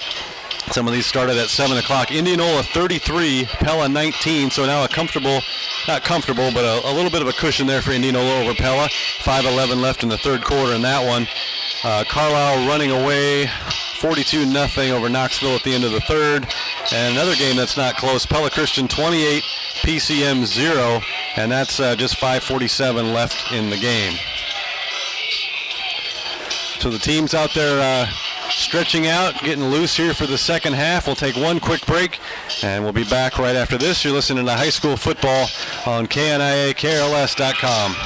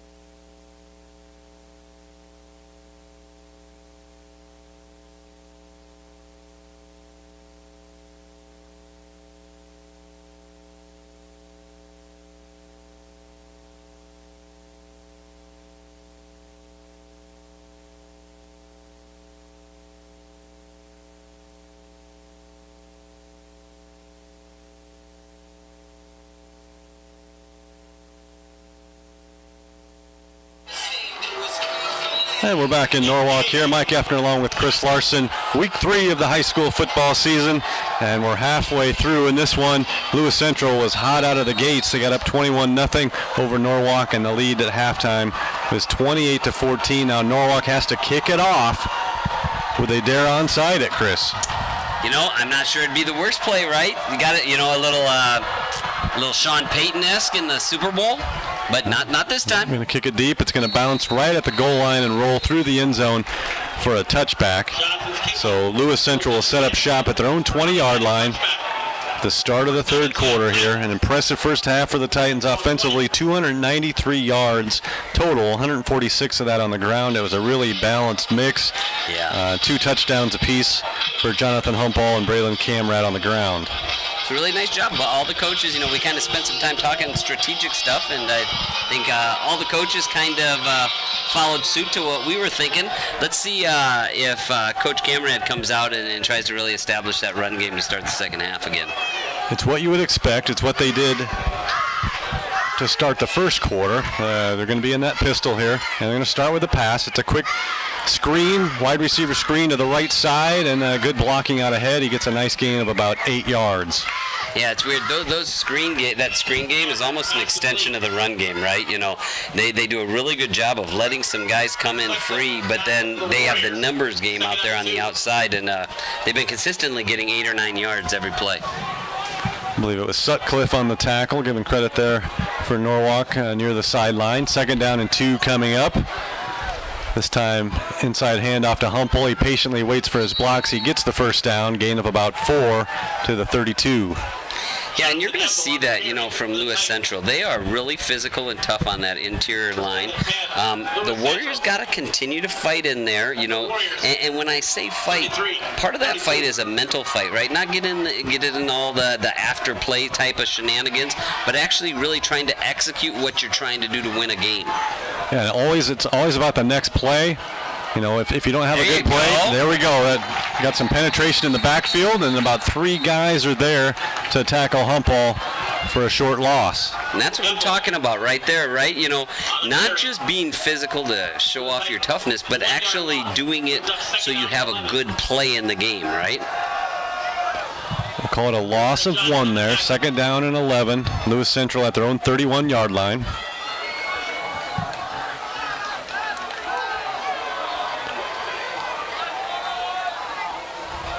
This time they got a full back in the backfield. Formation for him. They're going to pass out of it. Camerad scrambles to his left. Good coverage downfield. He's going to turn it up and knocked out of bounds at the 35. No penalties. It's a clean hit. Good. So a gain of about 4 on the scramble by Camerad. DJ Harris on the hit for the Warriors. Nice job setting up 3rd and long. This is the stop the Warriors are looking for, right? Yeah, this is the stop they got to have. 3rd down and 7. Nice job by, I think it was Kaden Borcherding-Johnson and Chase Borchert there. They were trying to run that out route to the big receiver, and they did a nice job covering up the route. Let's keep an eye on Fedoni over there. He's out wide to the right. 2 receivers right, 1 left. Camerad's looking right. He's got time. He's going to tuck it and run. He's going to get the first down. And he's making guys miss left and right, juking all the way to midfield. The ball comes out, but they call him down right at midfield. Yep. They ended up falling on it anyways. I don't think it was a design run, but it almost worked out that way. He tucked it pretty quickly, saw an opening, and then juked by about 2 different guys. Camera is so similar to Landon in that he just sees that, I think, sometimes, right? He's like, hey, I know I can get the first down here, so he's definitive and really looks to make his play, puts his foot in the ground, and goes and gets the first down. Nice job. It's a ball right at the 50, and they're going to go back to Humple here. Short gain of about 2. Call it a long 1. It's going to be interesting. I'm going to tell you something just to keep an eye on is some of the post play activity right now is getting what I would call a little bit chippy out there. A little chippy. It'll be interesting to see if the referees try and take control. I'm noticing a lot of people lying on the ground, continuing to hit each other as they're on the ground. It'll just be interesting to see how the refs decide to call that. I don't want to say Lewis Central's known for some of that, but they may be known for a little bit of that. And some good pressure that time. Yep, very good. That was Colton Borcherding-Johnson who got in there that time, I think, right? I believe so. He was kind of celebrating the play. Yep. Camerad was looking downfield. He was hit by Kaden as he threw. Or was it Kaden or Colton? I think it was Colton. Colton. And let's go back to that, right? You know, when you're a tough physical team like that, it's kind of like playing the Pittsburgh Steelers, right? It's a badge of honor to be tough and physical when you go to Lewis Central. So it is not that I or you are saying anything. That's just their brand of football, and it's tough and hard to beat. You got to keep your wits about you if you're Norwalk. Tough and hard-nosed. Now a big 3rd and 9 coming up. 9 minutes exactly left in the 3rd quarter. Camerad looking deep downfield. Now he's feeling some pressure. He checks down. Good job of going through his progressions there, and he finds a receiver. What do we got here? Is it a hold? Pass complete to Whitty. It's good enough for a first down. There's a Could be hold or possibly roughing the quarterback. I didn't think the quarter. I think he's looking like moving the play back. So let's see what he has to say. Yep, I think it's gonna be a hold. Yeah. Holding on the offense, so a big first down nullified there. for Lewis Central on the holding penalty. And instead of a first down at about Norwalk's 40-yard line, it's going to be 3rd and long. Yeah, big play right there. Their own 37. After the holding penalty, it'll be 3rd down and 23. All right, this sets up a 3rd and really long, but you know they have a lot of dangerous weapons out there, so we got to make sure we defend the sticks. Big time to get this Warrior defense off the field. 3rd down and 23. Lewis Central at their own 37-yard line. Norwalk looking to get a big stop here, get that ball back with the wind at their back. Try to make something happen, but they got to have a stop here. Yeah, only 2 seconds left on the play clock. He did get it off. 4 receivers, 2 right and left. Looks like a fumble bounces right back up to him. Careful. And big hit out there, and he's tackled just across midfield. A nice run by Camrad, who's doing a little jawing there with the Norwalk sideline.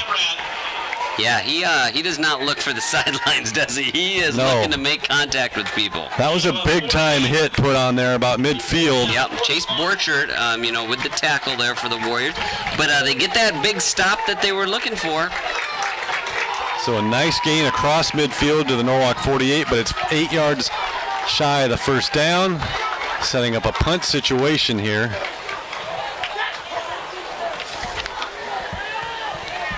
Easy. Do we have enough guys? Do we have too many guys? I see 11. Okay, good. We had some people running on lane. Off the side of the foot. It might go the other way. It's going to be negative. That's going to be a negative punt, folks. It was at the 48 of Norwalk. It went off the side of the foot, bounced backwards. Little fun. We were lucky there, I think. I'm not sure if it's only on blocks, but if the ball lands behind the line of scrimmage, I think they could have picked it up and advanced it. Yeah, I don't know if the rule's the same in high school, but it was just a quirky thing. If they would have picked it up, I don't know. We're going to have to look that one up, though. There was a man in the neighborhood for Lewis Central that could have got it. He decided to just fall on it, but I think if he would have picked it up, would have been an interesting call. So here we go, 7:27 left, 3rd quarter. Norwalk takes over at the Lewis Central 48-yard line. There we go. Tigner finds a hole. Tigner off to the races. 1st down and more inside the 35, down to the 32. Big positive there for Dominic Tigner. That's exactly what we want to see. Establish that run game. Really nice job by the Warriors front line there to get a hole for him. And let's see if we can't finish this drive off, Mike. We're down to the 33-yard line. Clock rolling. 7:05 left, 3rd quarter. Good to see there on the little draw play. This time, Hookstein back to pass. He's taking a shot deep. There's contact. Big contact, and the flag is thrown. Receiver did a good job of selling it, too. I don't know if he would have caught up with the ball, but there's no such thing as uncatchable. Yep. Good job by Braden Carlson. Not quitting on the route, running through and being a physical player, right? Right, there are plenty of contact right along that right sideline. Good to see they were taking a shot there after the first down. Looks like the Warriors are going to go 5 wide. Coach Patterson's talking to Landon right now. Wonder if there's something that he sees that he wants to take a look at. So a 15-yard penalty is going to move it from the 33 to the 18. And Norwalk's knocking on the door, folks, of possibly making this a one-score game.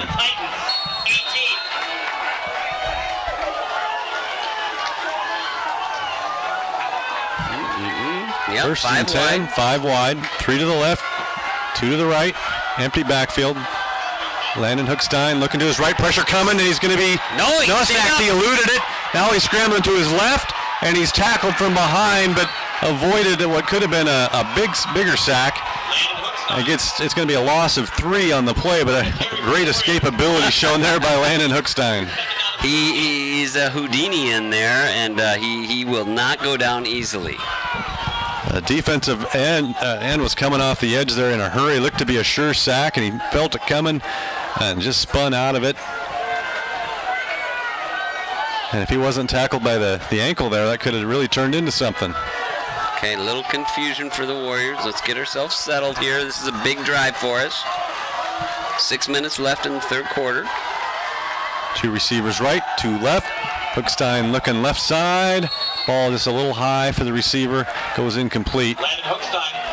Yep, good coverage on that. Now it sets up a 3rd and long, but I think one thing you can maybe think about is you don't have to get all 13 yards right here. You're probably going to go for it on 4th down, so maybe look at getting, half of it and then setting up a little more manageable play on 4th down. We did see Carlson boot a 31-yard field goal last week, so if they do get some yardage here, wind at his back, they might consider that as an option. Gabe Johnson, just to remind on that. Hookstein back to pass, Here we looking go. left, he's got a man, and it was just a little bit underthrown, and the defender was able to kind of catch up there and get in the way of the receiver there. Looked like something brewing, though. Let's see what Coach Patterson decides to do. I'd go for it here. I like this call. Looks like that's what he's thinking. Going to go 5 wide. You got those big receivers out on the outside. I'd put them in a jump ball situation. It's tough not to get a PI on those. Yeah, a lot of things could happen there. You just got to make sure. You want your receivers to make sure they run the full route here. Don't be short of the chains. It's 4th and 13. 5:59 left here. Norwalk trying to take advantage of the short field. The 22-yard line. Hookstein has some time. He's going to pull it, go to his left, throw to the end zone. Got his man! Touchdown. It was well covered, but the touchdown catch is made. Braden Carlson. Again. Braden Carlson, it's official. What a throw. Yep. And again, we have those big 6'4" receivers out there on the perimeter. If you can buy a little time, let them get downfield, throw that ball up there, and they're going to win most jump ball situations. That's exactly what Hookstein did there. He scrambled out of the pocket. It looked like he might tuck and run, but he decided better. He saw Carlson break open. The defender did catch up and was there, but it was a perfect throw. And it's now 28-20, 5:48 to go in the 3rd, and a big PAT coming up now for Gabe Johnson. What do we got here? This is an interesting situation if you're Coach Patterson, right? Because you could get it maybe half the distance to the goal and go for 2 right here. A lot of NFL teams believe the analytics is if you're down 14, it's better off to go for 2 in this situation. Yep. Okay, there was a penalty there on Lewis Central. Norwalk's going to decline it. Any thoughts on that? The math of it all? Well, analytics say that. I mean, you see a lot of NFL teams doing it. I'm kind of an old conservative when it comes to this. I think you want to take your 7 here. I'm not arguing. I'm just putting things out there for you. Good snap. Kick is up.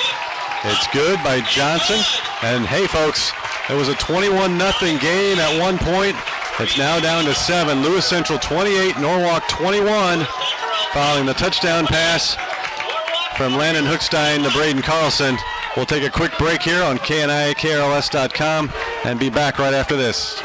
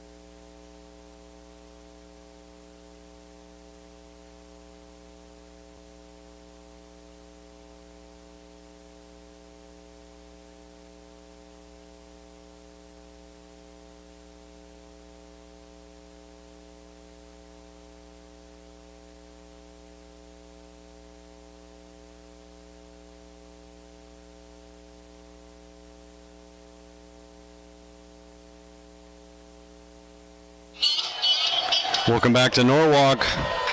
Mike Effner along with Chris Larson here. Norwalk has just taken advantage of a short field. Got a 22-yard touchdown pass from Landon Hookstein to Braden Carlson. And with 5:48 left still in the 3rd quarter, it's a 7-point ball game. Okay. Lewis Central lets it drop. Now Humboldt chases it down at the 5. He's back to the 10, spins out of a tackle and taken down hard at the 18-yard line. Yep, good tackle there. Jackson Campbell, number 5. So I want to just get back to that really quick. So the math that the NFL uses, maybe it's different in high school, but the reasoning behind such a crazy thought process is they say that you get the 2-point conversion 50% of the time. So if you do it on the first play and don't get it, numbers tell you that you'll get it on the second play if you're doing the odds. If you get it on the first one, then you can just kick the extra point and win the game if you can do that.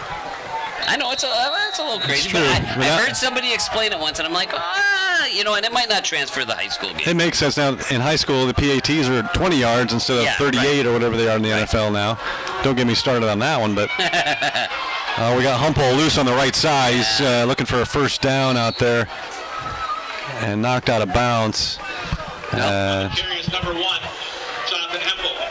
Yeah, was that? Yep, they're moving the sticks. First down, and that was Kaden Tompkins pushing him out of bounds, I believe, over there. Really important for the Warrior defense to bow up. Use this momentum a little bit, and we've kind of dug ourselves a hole, so there's no time to relax right now. So gain of about 11 there for Humble. Now 1st and 10. Lewis Central with it at their own 29. Trips left. Humble in the backfield along with Camrad. They're going to set up another wide receiver screen. It's well blocked. Boy, I tell you what, that's a really good throw. That's a long throw for a high school quarterback. That's impressive. Yeah, into a crosswind. Yeah. And he hits his man over there. I think it was Whitty. And he follows his blocks and gets up to the 40-yard line. Another first down gain of 11. So Lewis Central off to a good start on this drive. 2 plays, 22 yards. Okay.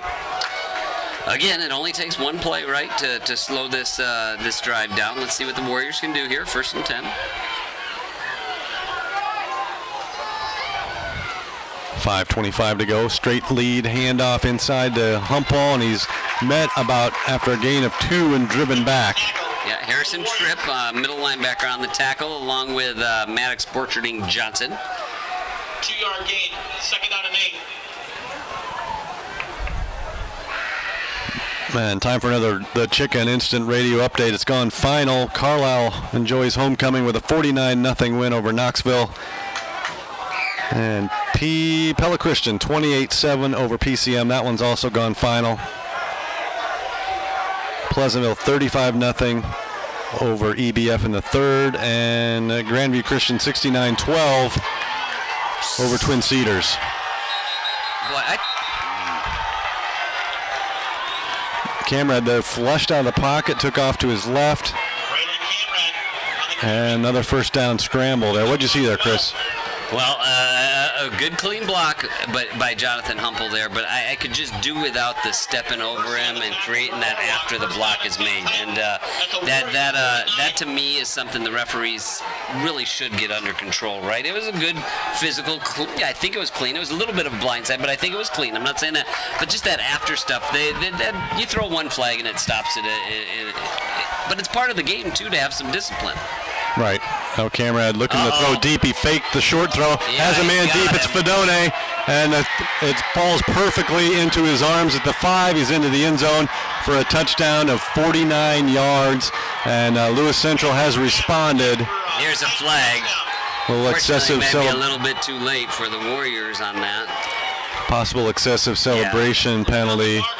It's getting chippy down there. There's a lot of talking. And like I said, I'm a big fan. You know what I mean? Like, I don't mind high school kids competing on any court or playing field.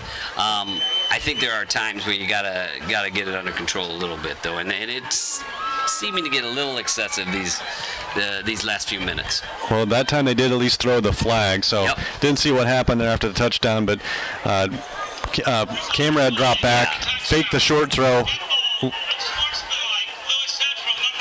Yeah, that was unsportsman on Humble. That might have been an extension of the last play there, the flag, but.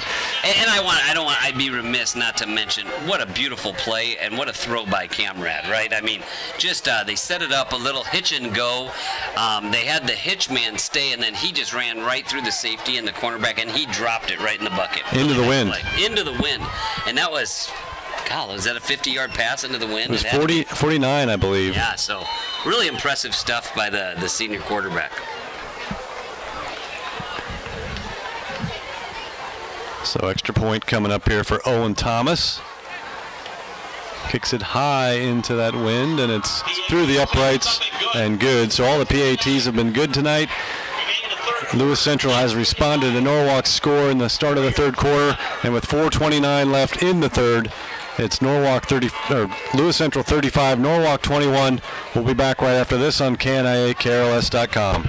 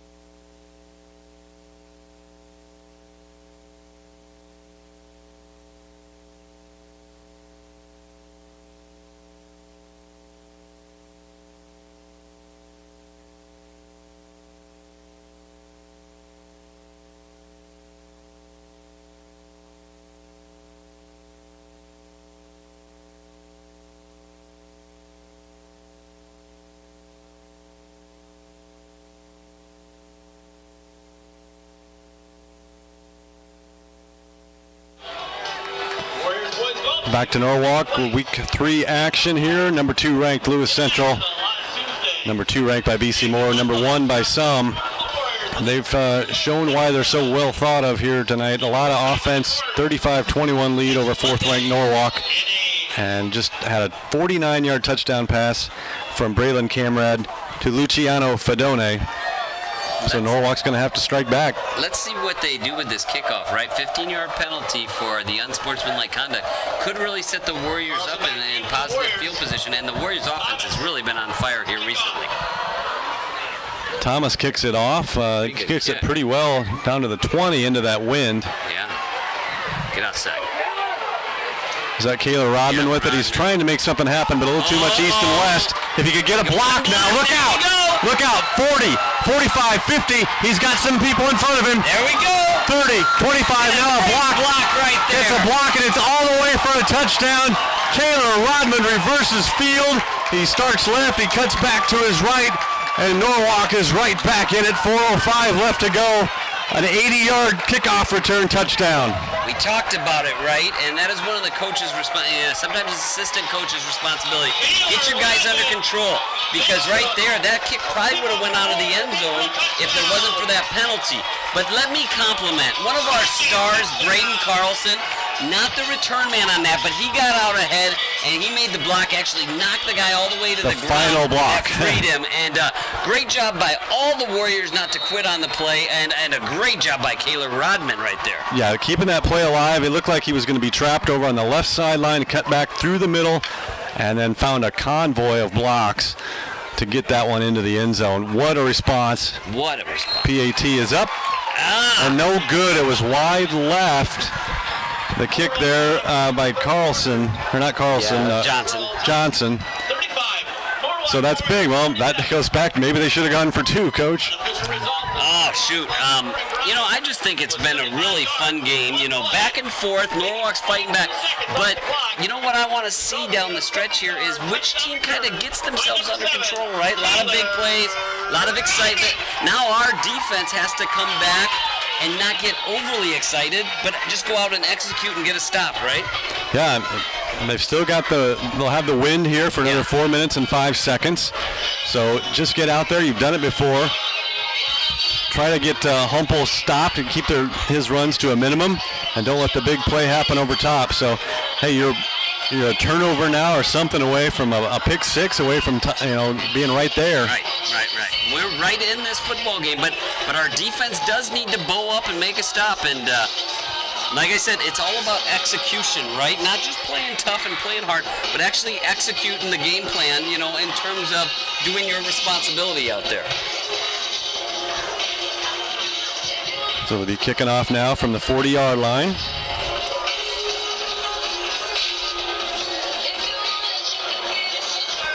(35-27). What a ball game that we've had tonight. It looked like it could get out of hand early. It was 21-0 Lewis Central, but Norwalk has continued to fight back over and over again. The offense, the special teams, now they need a big play from the D. Well, Mike, I referenced it earlier. Let's take a look at this kick first. Fielded at the 11 by Humpall. Oh no. Uh-oh, he's gone. He broke one tackle.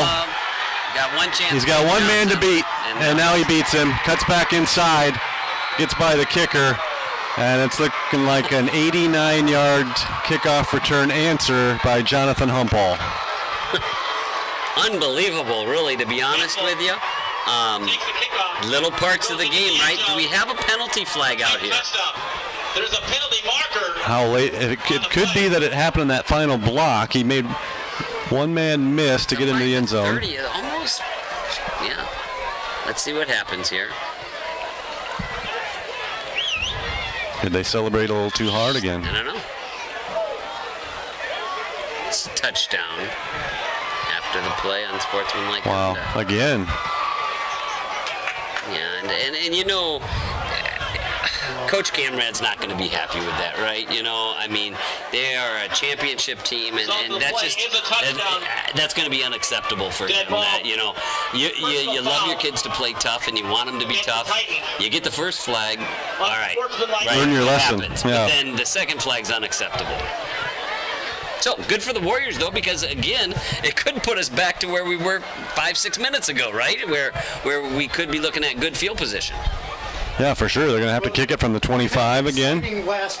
We'll see what happens. Lots happened here in the last little bit.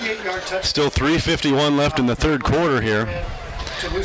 And we've seen 4 touchdowns in a matter of 2 minutes and 17 seconds.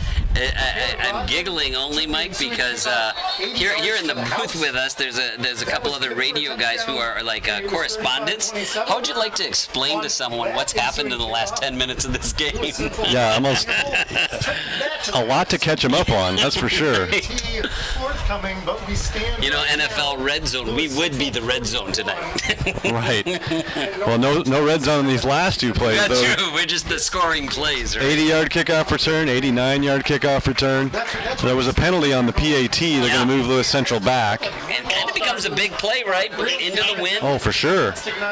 If they miss, right now, if they make it, it's a 15-point game, and you're going to need a 2-point conversion in there somewhere.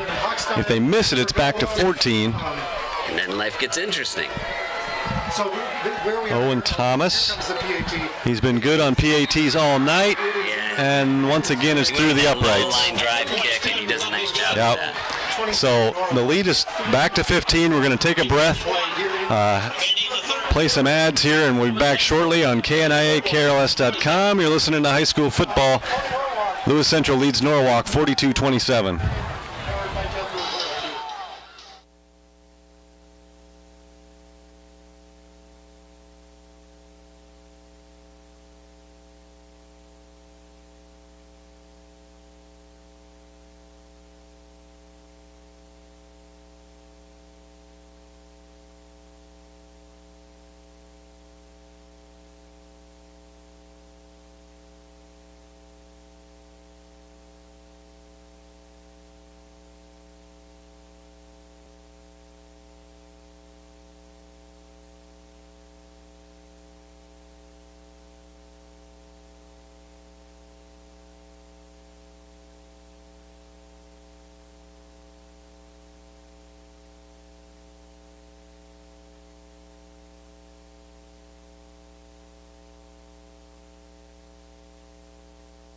Sandwiches are half price. Back in Norwalk, Lewis Central leads Norwalk 42-27. Still 3:51 to go in the third quarter. We've seen 4 scores in the last 137 seconds. It's been pretty entertaining, huh? That's what high school football's all about. Right. You called it earlier. You said it was going to take a lot of points to win this, and it certainly is. Will 42 be enough for Lewis Central? I don't know. We still have 4 minutes left in the third quarter. Hopefully everybody listening and watching along with us all over the country. Actually, I see. The world. We got to get back to that Twin Cedars score. My brother-in-law, Twin Cedars graduate, I think was listening in and got some family members.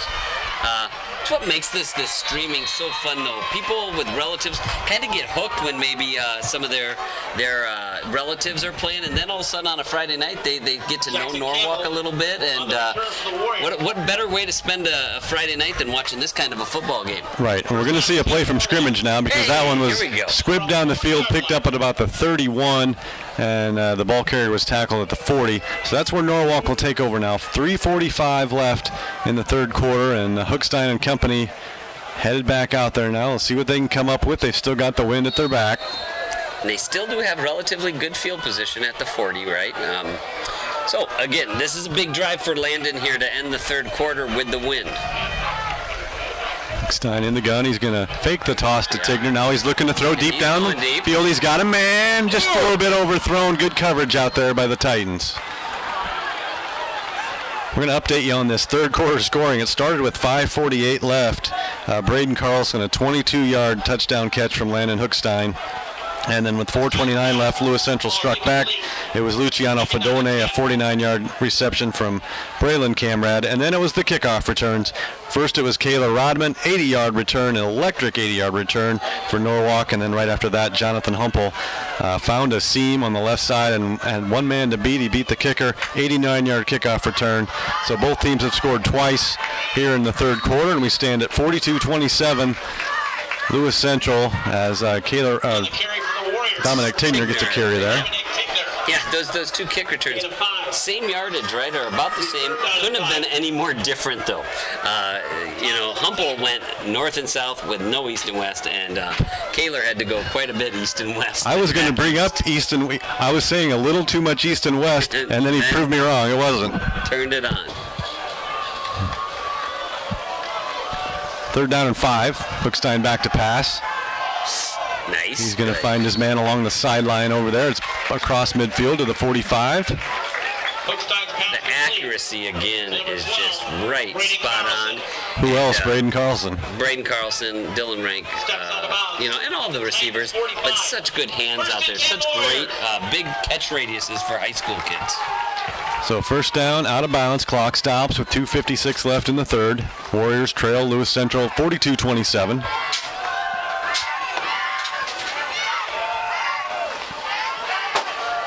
Here we go. And Lewis Central jumps off sides on that one, a free 5 yards.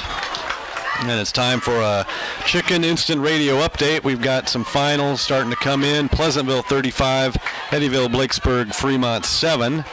And then Indianola, it has gone final. Indianola 33 over their rival Pella, 33-19.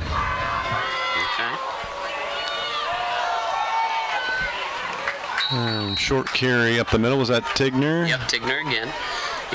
Setting up a really, Carlisle 3-0, Indianola 3-0, Bondurant. I'm thinking I looked at who they were going to play. It's likely they'll be 3-0. Norwalk. Hey, either going to be 2-1 with a loss to a super good Lewis Central team or 3-0. That our district is just shaping up to be some of the best football in the state.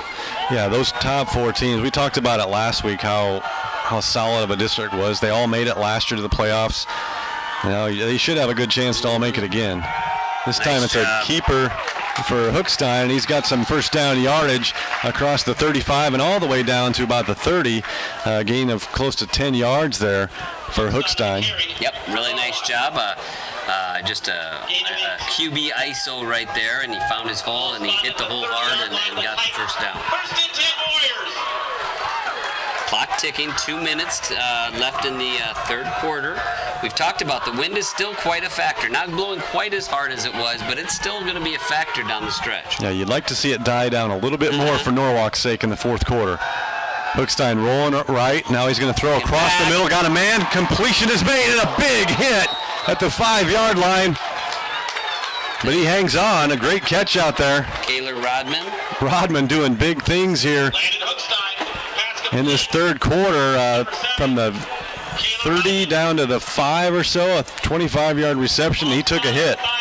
Yeah, I don't know for sure who the Lewis Central defender was, but probably lucky that it's not the college game where they can go take a look at targeting, because that was pretty close. You know what I mean? Yeah, that would be, and I think that's really hard for defensive backs, by the way. So I'm not judging, but that was a big hit.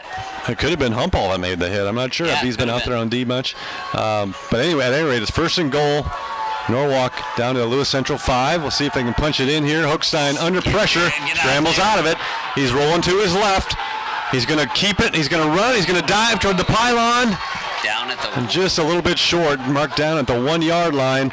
Again, Landon Hookstein. Oh, and something was said. A flag has been thrown down there. We'll see who it's on. On the carry. Great job by Landon making something out of nothing there. Let's hope that this is on Lewis Central again. This could be a backbreaker if it's on the Warriors. That'll move them back to the 16-yard line. Looks like the offensive linemen are pretty confident it's going to be on Lewis Central, though. Well, the center is up there. He's ready to go.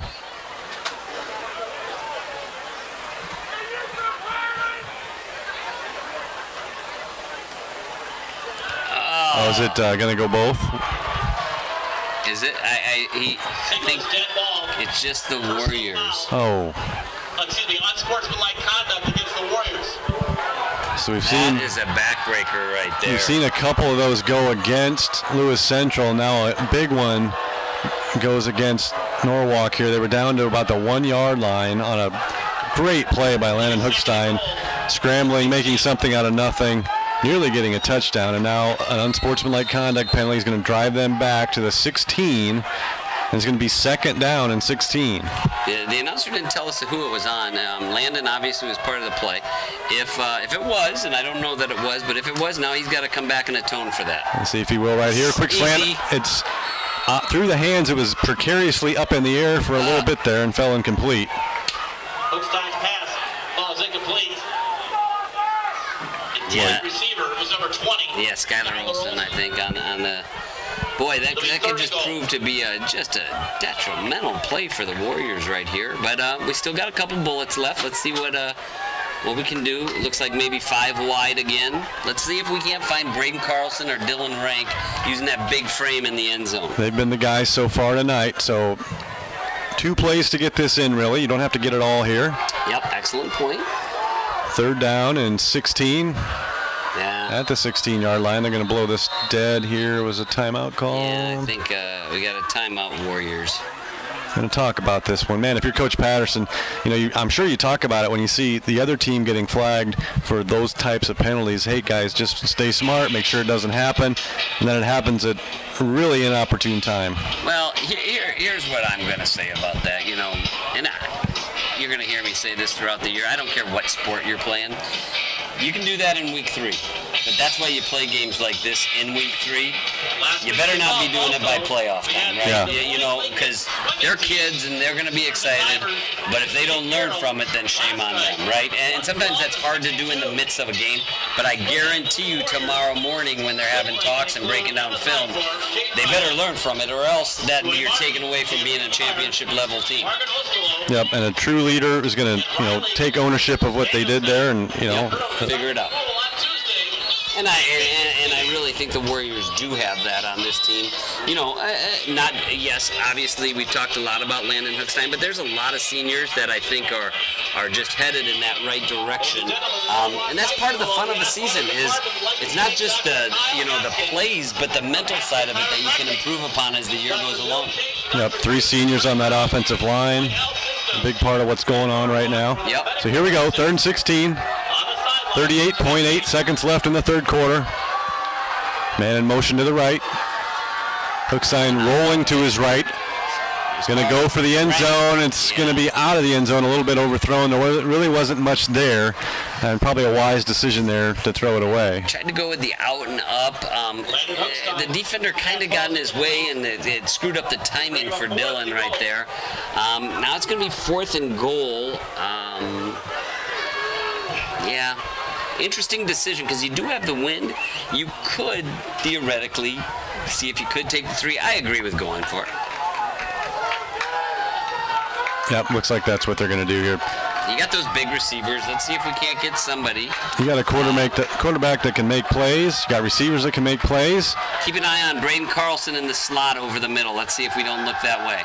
Hookstein looking over the middle, catches. Oh!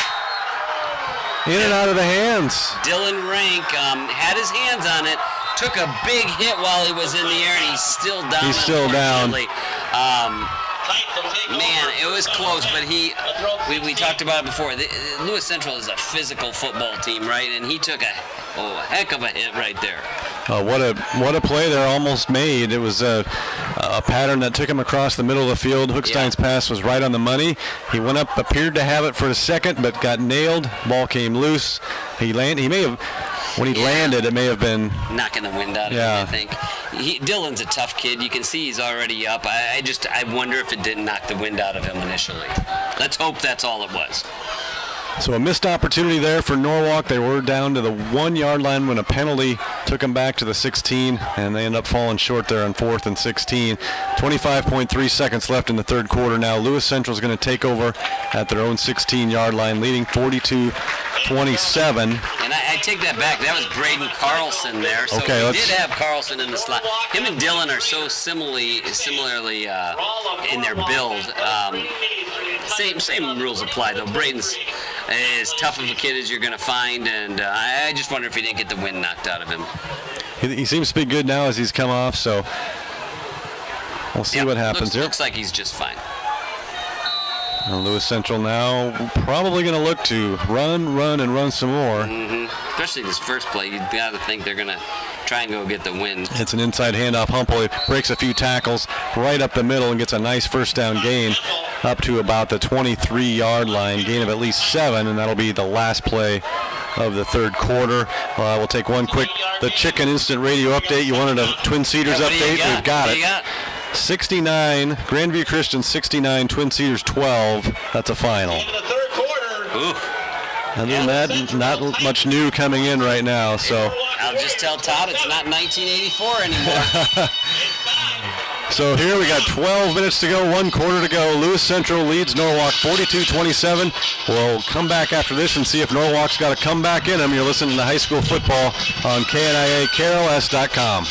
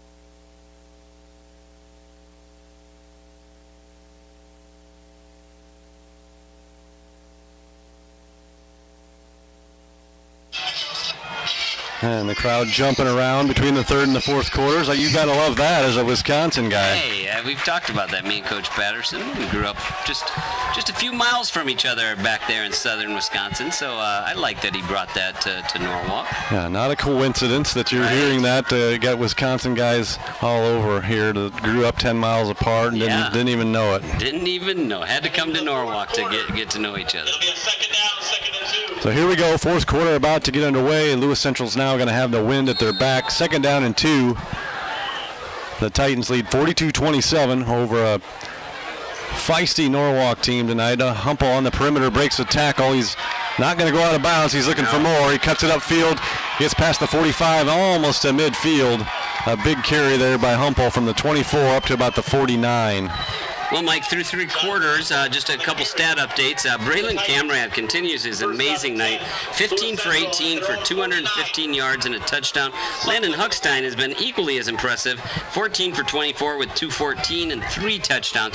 Jonathan Humple, 23 carries for 159 yards and 2 scores. And let's not forget that 89-yard kick return. Just a couple other stats that stick out. Norwalk's receiving. Braden Carlson, 6 catches for 90 Another throw way across the field by Camrad for a short gain. Braden Carlson, 6 catches for 91 yards and a touchdown. Dylan Rank still at 4 catches for 39 yards and 2 touchdowns. So a lot of impressive offensive stats on both sides of the ball. Obviously, if the Warriors are going to get back in this, we got to have somebody on defense stand up. We need a big play. We need a turnover, something big like that to happen. Yeah, a pick six would be great. Some kind of a strip sack. Kaylor Rodman's kick return was wonderful, but it was right after they scored, and so it makes it kind of tough. Yeah, sandwiched between 2 big plays by Lewis Central. And a short draw play there. Good defense by the Warriors. Well, let's just see now, right? It's third and about 7. Let's see if the Warrior defense can't get a stop and get the ball back to the offense. Yeah, big play coming up. It's going to be 3rd down and about 6. 3rd down 7. Lewis Central at the 47-yard line of Norwalk. I think you're really going to see them kind of go into their 4th quarter offense where they're going to really try and bleed that clock as much as possible. Looks like they got a kind of a H-back there. 2 receivers right, 2 left. They're going to take a quick little down and out. It's completed out there. Is that Fedone? No, that's the big fella. Oh, that's not the... Maker. Maker's had a couple of big catches tonight, and there's one. He just ran a little down and out, and the throw was right on time and completion, and they're going to be down now inside the 35 at about the 34. We've added Lewis Central to our non-conference schedule for boys basketball. I'm kind of curious to see if he is a move-in for basketball as well. He just looks like a basketball, and he looks like a good athlete outside. Clock ticking now, 9:35 to go. Camrad back to pass. He's looking to go deep here. He's got a man wide open. He has to come back for the ball. He does. Makes the catch. Number 13, Curtis Whitty.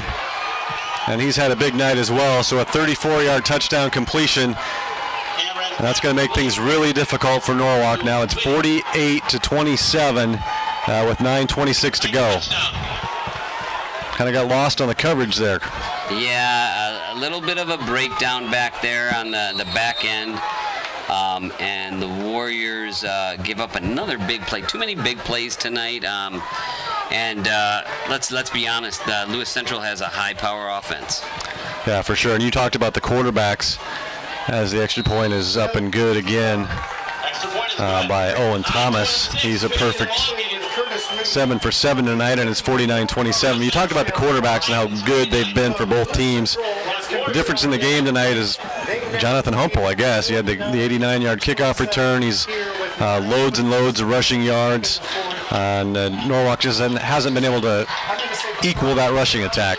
Yeah, it feels like they pass when they feel like it. You know what I mean? When in regards to Lewis Central, where it feels a little bit like Norwalk's passing out of survival mode. Like we gotta. That's part of playing catch up too. But it really, we did get the one stop on defense, but beyond that, they've been able to move the ball really with quite ease throughout the night. Now, let's be honest. Jonathan Humpel makes them less predictable because they can run on any down, they can kind of throw on any down because of him. And whereas Norwalk, you kind of know they're going to throw the ball most of the time. Well, you figure between Humpel and Camrad running the ball, both of them, they can run some of those little screens. They're also, Camrad, similar, we praise Landon for this, but he is got such good accuracy. That 7-yard out is almost there every time because the Warrior DBs don't want to get beat deep. Yeah, Camrad has come a long way from his sophomore year. He's just developed every year, gotten stronger and smarter as a player, and he's out there doing his thing tonight, and Lewis Central's in a good spot right now, 49-27 with the wind, and just 9:26 to go for Norwalk to make a possible comeback. This is the biggest lead of the night now. They had led by 21 a couple of times in the first half. Now the margin is 22 points as that ball kickoff sails through the end zone. And for a touchback, Norwalk will take over at their own 20.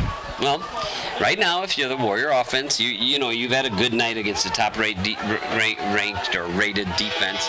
You got to go back out and you got to go back to work, right? Don't give up anything at this point. You have the ability to score quickly. You've proven that throughout the night. Let's see if the offense can't get rolling here. And, again, you got to just keep fighting. That's all you can do right now. Yeah, we'll find out a little bit more about Norwalk in this last 9:26. Right, I agree. About toughness. And Coach Patterson, he said win or lose, he just wanted to see his team kind of step up against adversity and show that toughness tonight. So we'll find out a little more. Well, and one of the things you're doing as a coach here is you're not just collectively as an overall unit for the Warriors, but individually. You're starting to look at, hey, who can I trust is going to fight for me even if they're down? And so every single kid is he's going to be taking a look at to see who he can trust. Oh, throw into traffic there. Intercepted.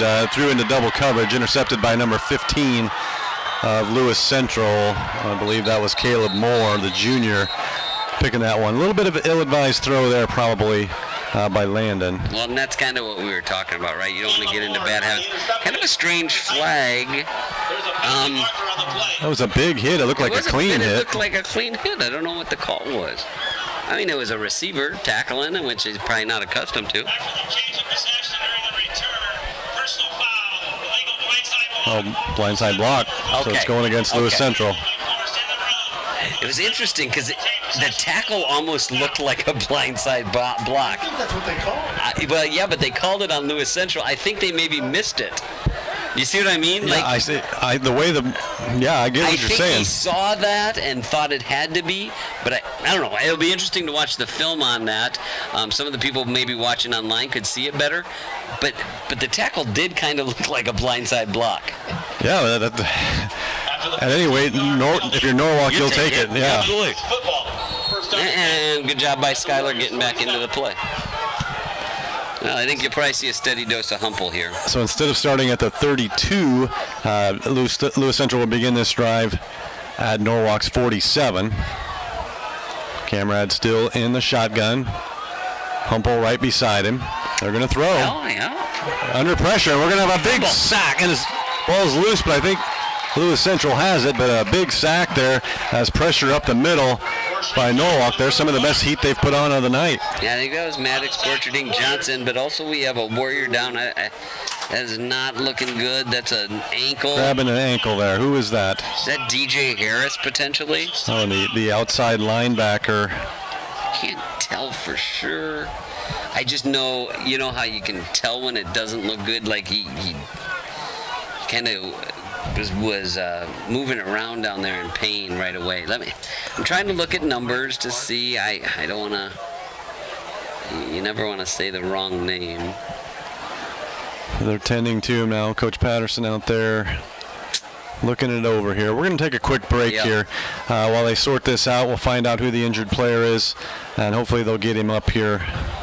But right now they're still tending to him at about the 40-yard line. So right now it's 8:29 to go in the fourth quarter. 49-27 Lewis Central over Norwalk. And we'll be back right after this on KNIA-KRLS.com.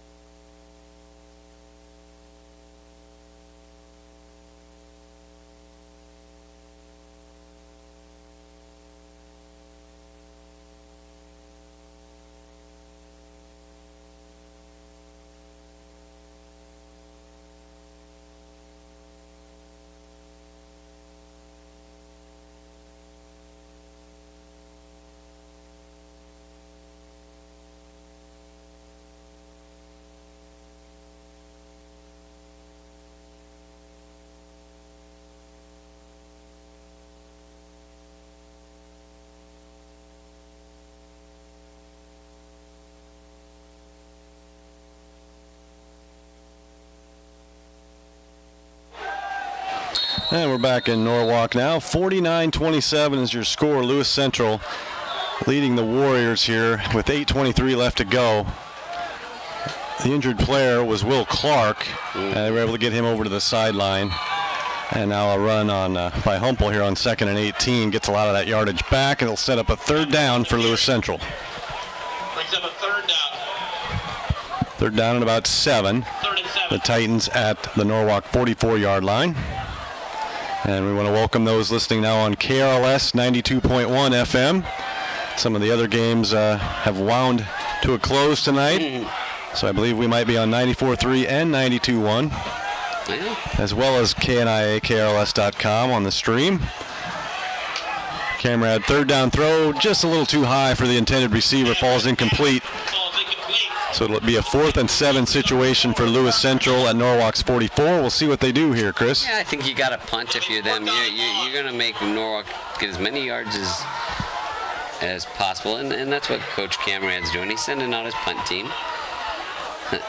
They're one of the least. Is this second punt of the night? I believe. Oh, there's a talk about an instant chicken radio update here. Urbandale upsets West Des Moines Valley in overtime tonight, 10-7. I also saw Dowling Catholic upset number 1 ranked, right, Ankeny?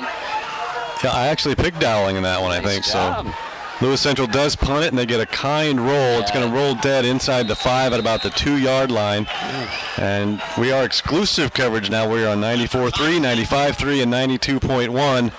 So watch yourself, Chris. Hey, I'll be on my best behavior. Well, after the big game over there in Indianola between Indianola and Pella, it opens up a lot of spots. Good night for Friday night football. A lot of teams on all these stations playing well right now. Yeah, if you're just joining us here, Lewis Central got off to a great start in this when they scored the first 21 points of the game. Led 21-0 with 10:15 left in the second quarter. Then Norwalk started to rally back, and they eventually cut it down to a 7-point game. There was an exchange of kickoff return touchdowns. Kayla Rodman for Norwalk, an 80-yard return with 4:05 left. And then 14 seconds later, it was an 89-yard kickoff return by Jonathan Humpel, who's had a huge night for Lewis Central. They added a 34-yard touchdown pass a little bit later. And that's where we are now, 49-27, Lewis Central over Norwalk. Yeah, really fun, entertaining game. Good. Nice run there to the outside. He's going to be tackled out of bounds up by about the 18-yard line. It's a first down run by Landon Hookstein. It's like we talked about on last drive, right? This is character building for both your team and for individuals. Let's see who is going to fight to the end. Obviously, it's going to be a pretty hard comeback to have. But let's not forget, Lewis Central was in a game just 2 weeks ago that, they were kind of dead to rights, and they came back from nowhere. You never know until that last tick of the clock is over. And last week, just look back to last week, 28-7, Lewis Central led Carlisle. Carlisle scored twice in the fourth quarter to make that pretty interesting down the stretch. Yep, so the Warriors got to just keep looking to execute on offense.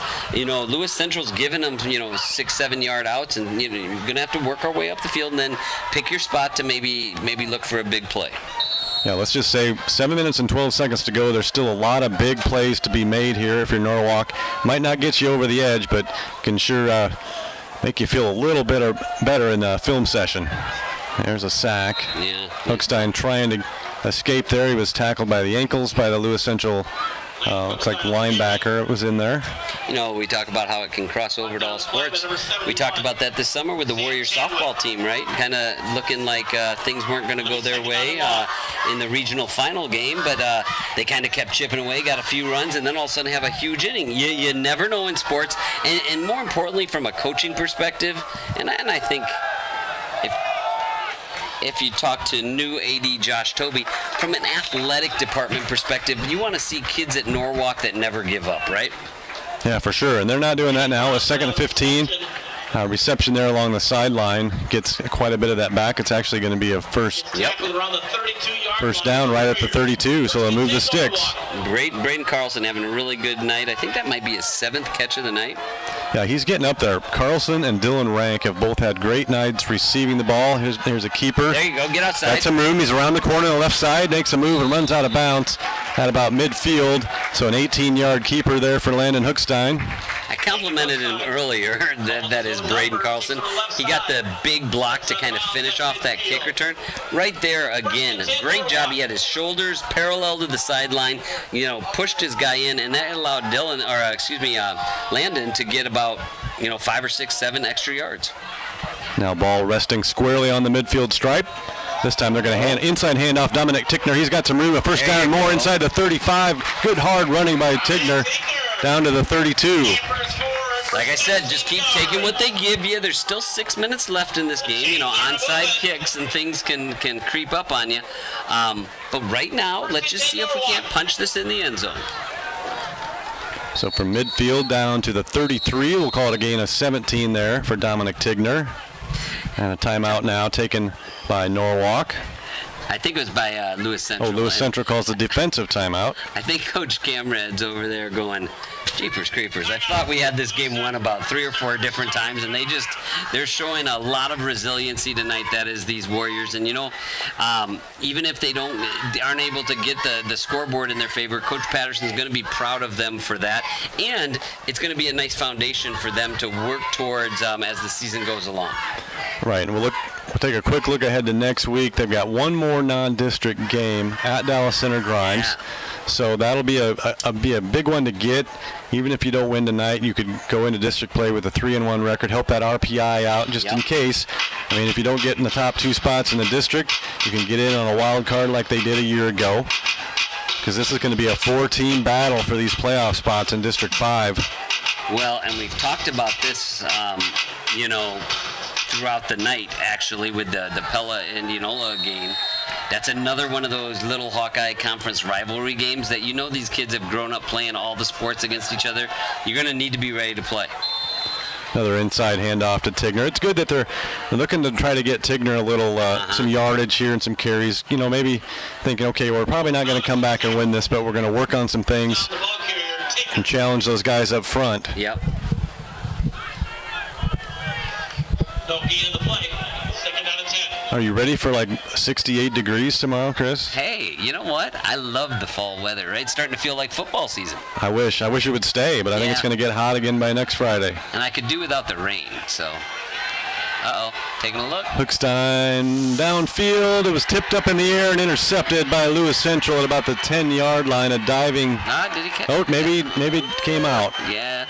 They celebrated initially like he had caught it. Well, kind of weird. I think Whitty might have landed on the ball, and maybe that's why he was down on the turf. He sure didn't look like he think he caught it, did he? Got thrown 11. Hookstein rolled out to his left. He had quite a bit of time, but the pressure was coming. He threw it downfield. The receiver couldn't quite get his mitts on it. It popped into the air, and then it looks like Whitty maybe with a diving interception. DCG had a big game with, kind of a neighboring school, Johnston. Dragons pulled that out 44-21. It was a pretty good game early, and then looks like Johnston, who has a really formidable team this year, ran away late. So we need that chicken button. We could have got the chicken. I know, we forgot to mention the chicken on that one. All right. Another instant radio update. There's never a wrong time to mention the chicken. Great food out there. Still waiting for them to deliver to the booth. But I know.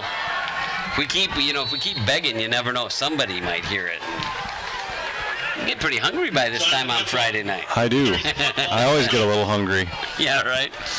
So Lewis Central takes over at their 11-yard line there and gets a first down carry to the 30 there on first down. I think it was Humple again. Yeah, adds to his total. You're going to get a steady dose of Jordan Humple, Jonathan Humple, excuse me. He has been super impressive as the night's gone on. I think they maybe just subbed him out. Let's see if we can get a number on their backup. 25. Carry up the middle that time on first down. Number 15, Caleb Moore, is listed as the second string running back. And I think that was Caleb. 15, not 85. It's hard. Nowadays they wear those jerseys so tight. Sometimes it's hard to see those numbers. But nice little run. You can see the student section kind of went nuts. It might have been Might have been old Caleb's first carry of the year, I'm wondering. Another unsportsmanlike penalty. Yeah, This time it's going to be on Norwalk again. Yeah, and you're going to see Coach Scallon get him right out. You know, this is one of those times you got to show some discipline right here. You know, that's part of what you're looking for in a coach. Even during these tough times, you can learn a lot about a kid. So, obviously, like I said, we're going to make some of these mistakes in week 3, but we got to learn from them as we move forward. So that moves the ball all the way up to Lewis Central's 49-yard line. Clock running again at 4:43 to go. Titans lead the Warriors 49-27. It's been an uphill battle all night for the Warriors. There's Moore again. Moore takes that inside handoff, just gets in behind those big hosses in the offensive line and picks up about 5. He's shifty too, isn't he? You know, that's kind of probably going to be part of their reload, and he's a junior back there, and he's kind of waiting his turn, and probably going to be a really good running back for him next year. Yeah, I believe he's one of those kids that he was seeing varsity time as a freshman a couple years ago on defense for sure. They just kind of keep reloading. It's impressive. For sure. So gain of 4 on there, 2nd down and 6. Lewis Central's now across midfield. They're at Norwalk's 47-yard line. Good to see Aiden Kane, a senior, get in there. Really good energy and leader for the Warriors. New running back in there this time. He's bottled up at the Nice line of job. scrimmage. Good defense there by the Warriors.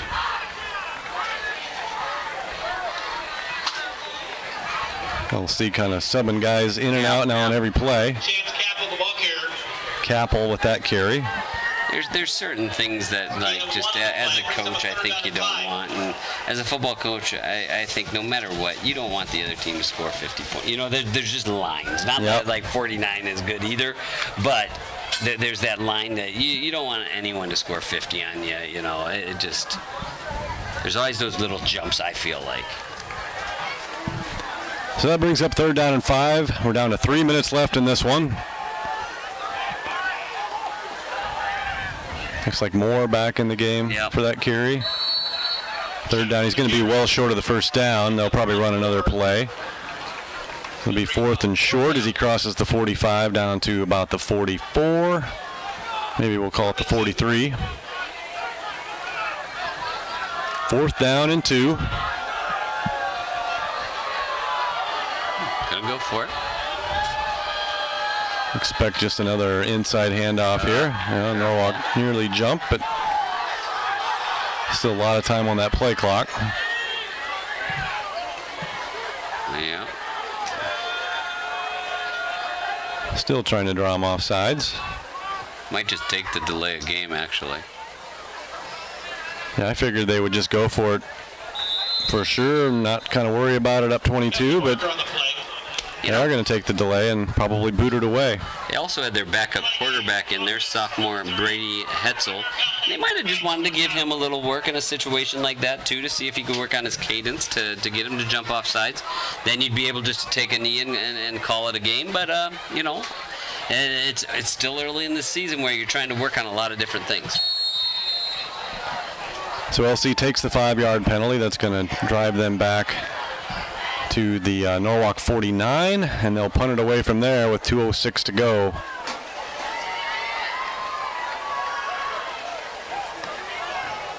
High punt, uses the wind. It's going to land and take a bounce. Lewis Central bounce, it'll roll dead inside the 15-yard line, right about the 15. 1:54 to go. And Norwalk will get one last possession here. I won't be surprised if they kind of go to the run game too right here. It looks like some of the 2s are coming in right here. I'm going to bring in Aiden, I think, isn't it? Yeah, Aiden Harder's in there at quarterback. Aiden's a really good athlete. You're going to really like watching him on the basketball floor. He had a great season for the Warriors. kind of waiting his time as a quarterback behind a really good quarterback in Landon. So I guess you have a couple choices if you're a coach right now. You can either run it out or let these twos have a little run. I think you let the twos go after it a little bit. It's been a hard physical game. The ones deserve a break. Let these guys play under the bright lights a little bit. Yep, nice little out there. Oh, geez, that's a long ways over there. I'm having trouble getting number. I'm trying to look at the body language. There we go. Phoenix Jones is what we're going to go with. Nice job, Phoenix. Coach W always on top of things in the PA box. Absolutely. Congratulations to his golf team who continues to do good work. So a gain of 4 on the play. 2nd down and 6. A little run up the middle there by, I believe that's number 24, Nathan Porter, maybe? Porter's a senior. No, Porter's just coming in, so maybe Mendoza? Yep, looks like that was Kaden Mendoza. Nice job. Checks in for Norwalk. 3rd down and 4. We're down to 43 seconds here. Lewis Central 49, Norwalk 27 in this matchup of top 5 ranked Class 4A teams. Battle of 2-0s. Throw a pass here. This time nearly intercepted, but it's tipped up and is intercepted. Go down. And that's what happens when you don't. Caleb Moore made the interception. No, it wasn't Caleb Moore. It was. I think it was Aiden Harder with the tackle there. Nate Bader, I think number 9 with the interception. The Warriors 29. Well, that'll about do it. That ball tipped up in the air, intercepted, and then we had a big hit out of bounds. Did they throw a flag there? I don't think so. I think they just said, you know what? It's been a long night. There's been a lot of chippiness. We're going to let that one go. I think, well, Norwalk had to use a timeout there because they had wrong personnel on the field. Well, you'd think this would probably just be a knee and it'd be over, but maybe the second string is going to run one more play. Well, and here's the thing. You're trying to get a couple kids on the field probably that maybe haven't played as much, and there was a little confusion, and you're right. It might be a knee, but if they run a play, you don't want to end up having 10 guys on the field and giving up a touchdown late. Right. So again, as we mentioned, Norwalk, they will fall to 2-1 after this one, and next week they'll have a date on the road at Dallas Center Grimes, another little Hawkeye rival, so that should be an entertaining one up there. I'll be calling that one again along with Bo Livingston on the color. You know what Lewis Central has next week? Indianola heading that way. I think Indianola heads out west, so they're in a run of Warren County foes here for the last 3 weeks. So. Right, that'll be kind of a revenge game they did avenge their lost Indianola in the playoffs last year, but that was a regular season defeat for Lewis Central last year at Indianola. Now Indianola is going to have to go back to LC next week. Well, they've run the final play. This one's gone final. And that is number 2 ranked Lewis Central 49, number 4 Norwalk 27. It was an entertaining ball game. We saw a lot of big plays on both sides. The big thing there was just too big of a hole to climb out of. They almost climbed out of it, but in the end it was just too big to overcome. Yeah, everything was going to have to go right for the Warriors, right? And you really felt when they got that kick return, things were looking good. Probably the problem was when Humple, ran it right back at him and took a little bit of the wind out of the sails and just was a tough game tonight. Lewis Central is an excellent team. I think you got to give a lot of credit to all their players and coaching staff. And the Warriors showed good fight, and they got to learn from it. Definitely a lot of fight. You get down 21-0 early to a team like that. It's easy to get your dauber down, and things will not go your way. But they fought back. had a chance there. They got it down to 7 at one point, had another chance to get it down to 7, then the penalty hurt them there as they were knocking on the door down at the 1-yard line. And yeah, that did hurt. You're didn't right. score there, and then from there it was kind of Katie bar to the door for Lewis Central. Impressive win for the Titans. We'll take a break here on KNIA and KRLS and be back and take a look at some post-game mentions, the Greg Young Chevrolet Radio Key Play and Player of the Game, and then hopefully Paul Patterson will join us up here in the booth and get his thoughts on this one. So we'll take a break, be back shortly on KNIA KRLS.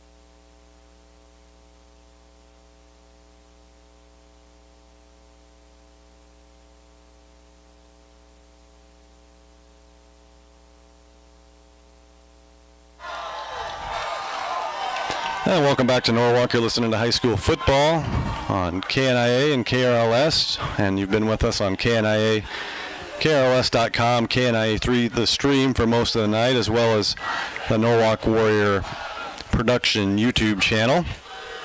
This is Mike Effner along with Chris Larson, and we've just called a 49-27 Lewis Central victory over Norwalk, and a very entertaining ball game. Lewis Central got the early 21-0 lead. Norwalk cut it down to a one-score game on one occasion, nearly two occasions, but it just wasn't quite meant to be in the end. But a gutsy performance. Yeah, absolutely. Like you said, obviously didn't end up on the scoreboard on the right way. Would have been really easy to kind of just curl up and end up in a really bad spot. But, you know, the Warriors hung with it. They made some really good plays. Just couldn't get those stops on defense when we needed to. And right now we're going to take a look at the Greg Young Chevrolet Radio Key Play and Player of the Game for Norwalk. And the key play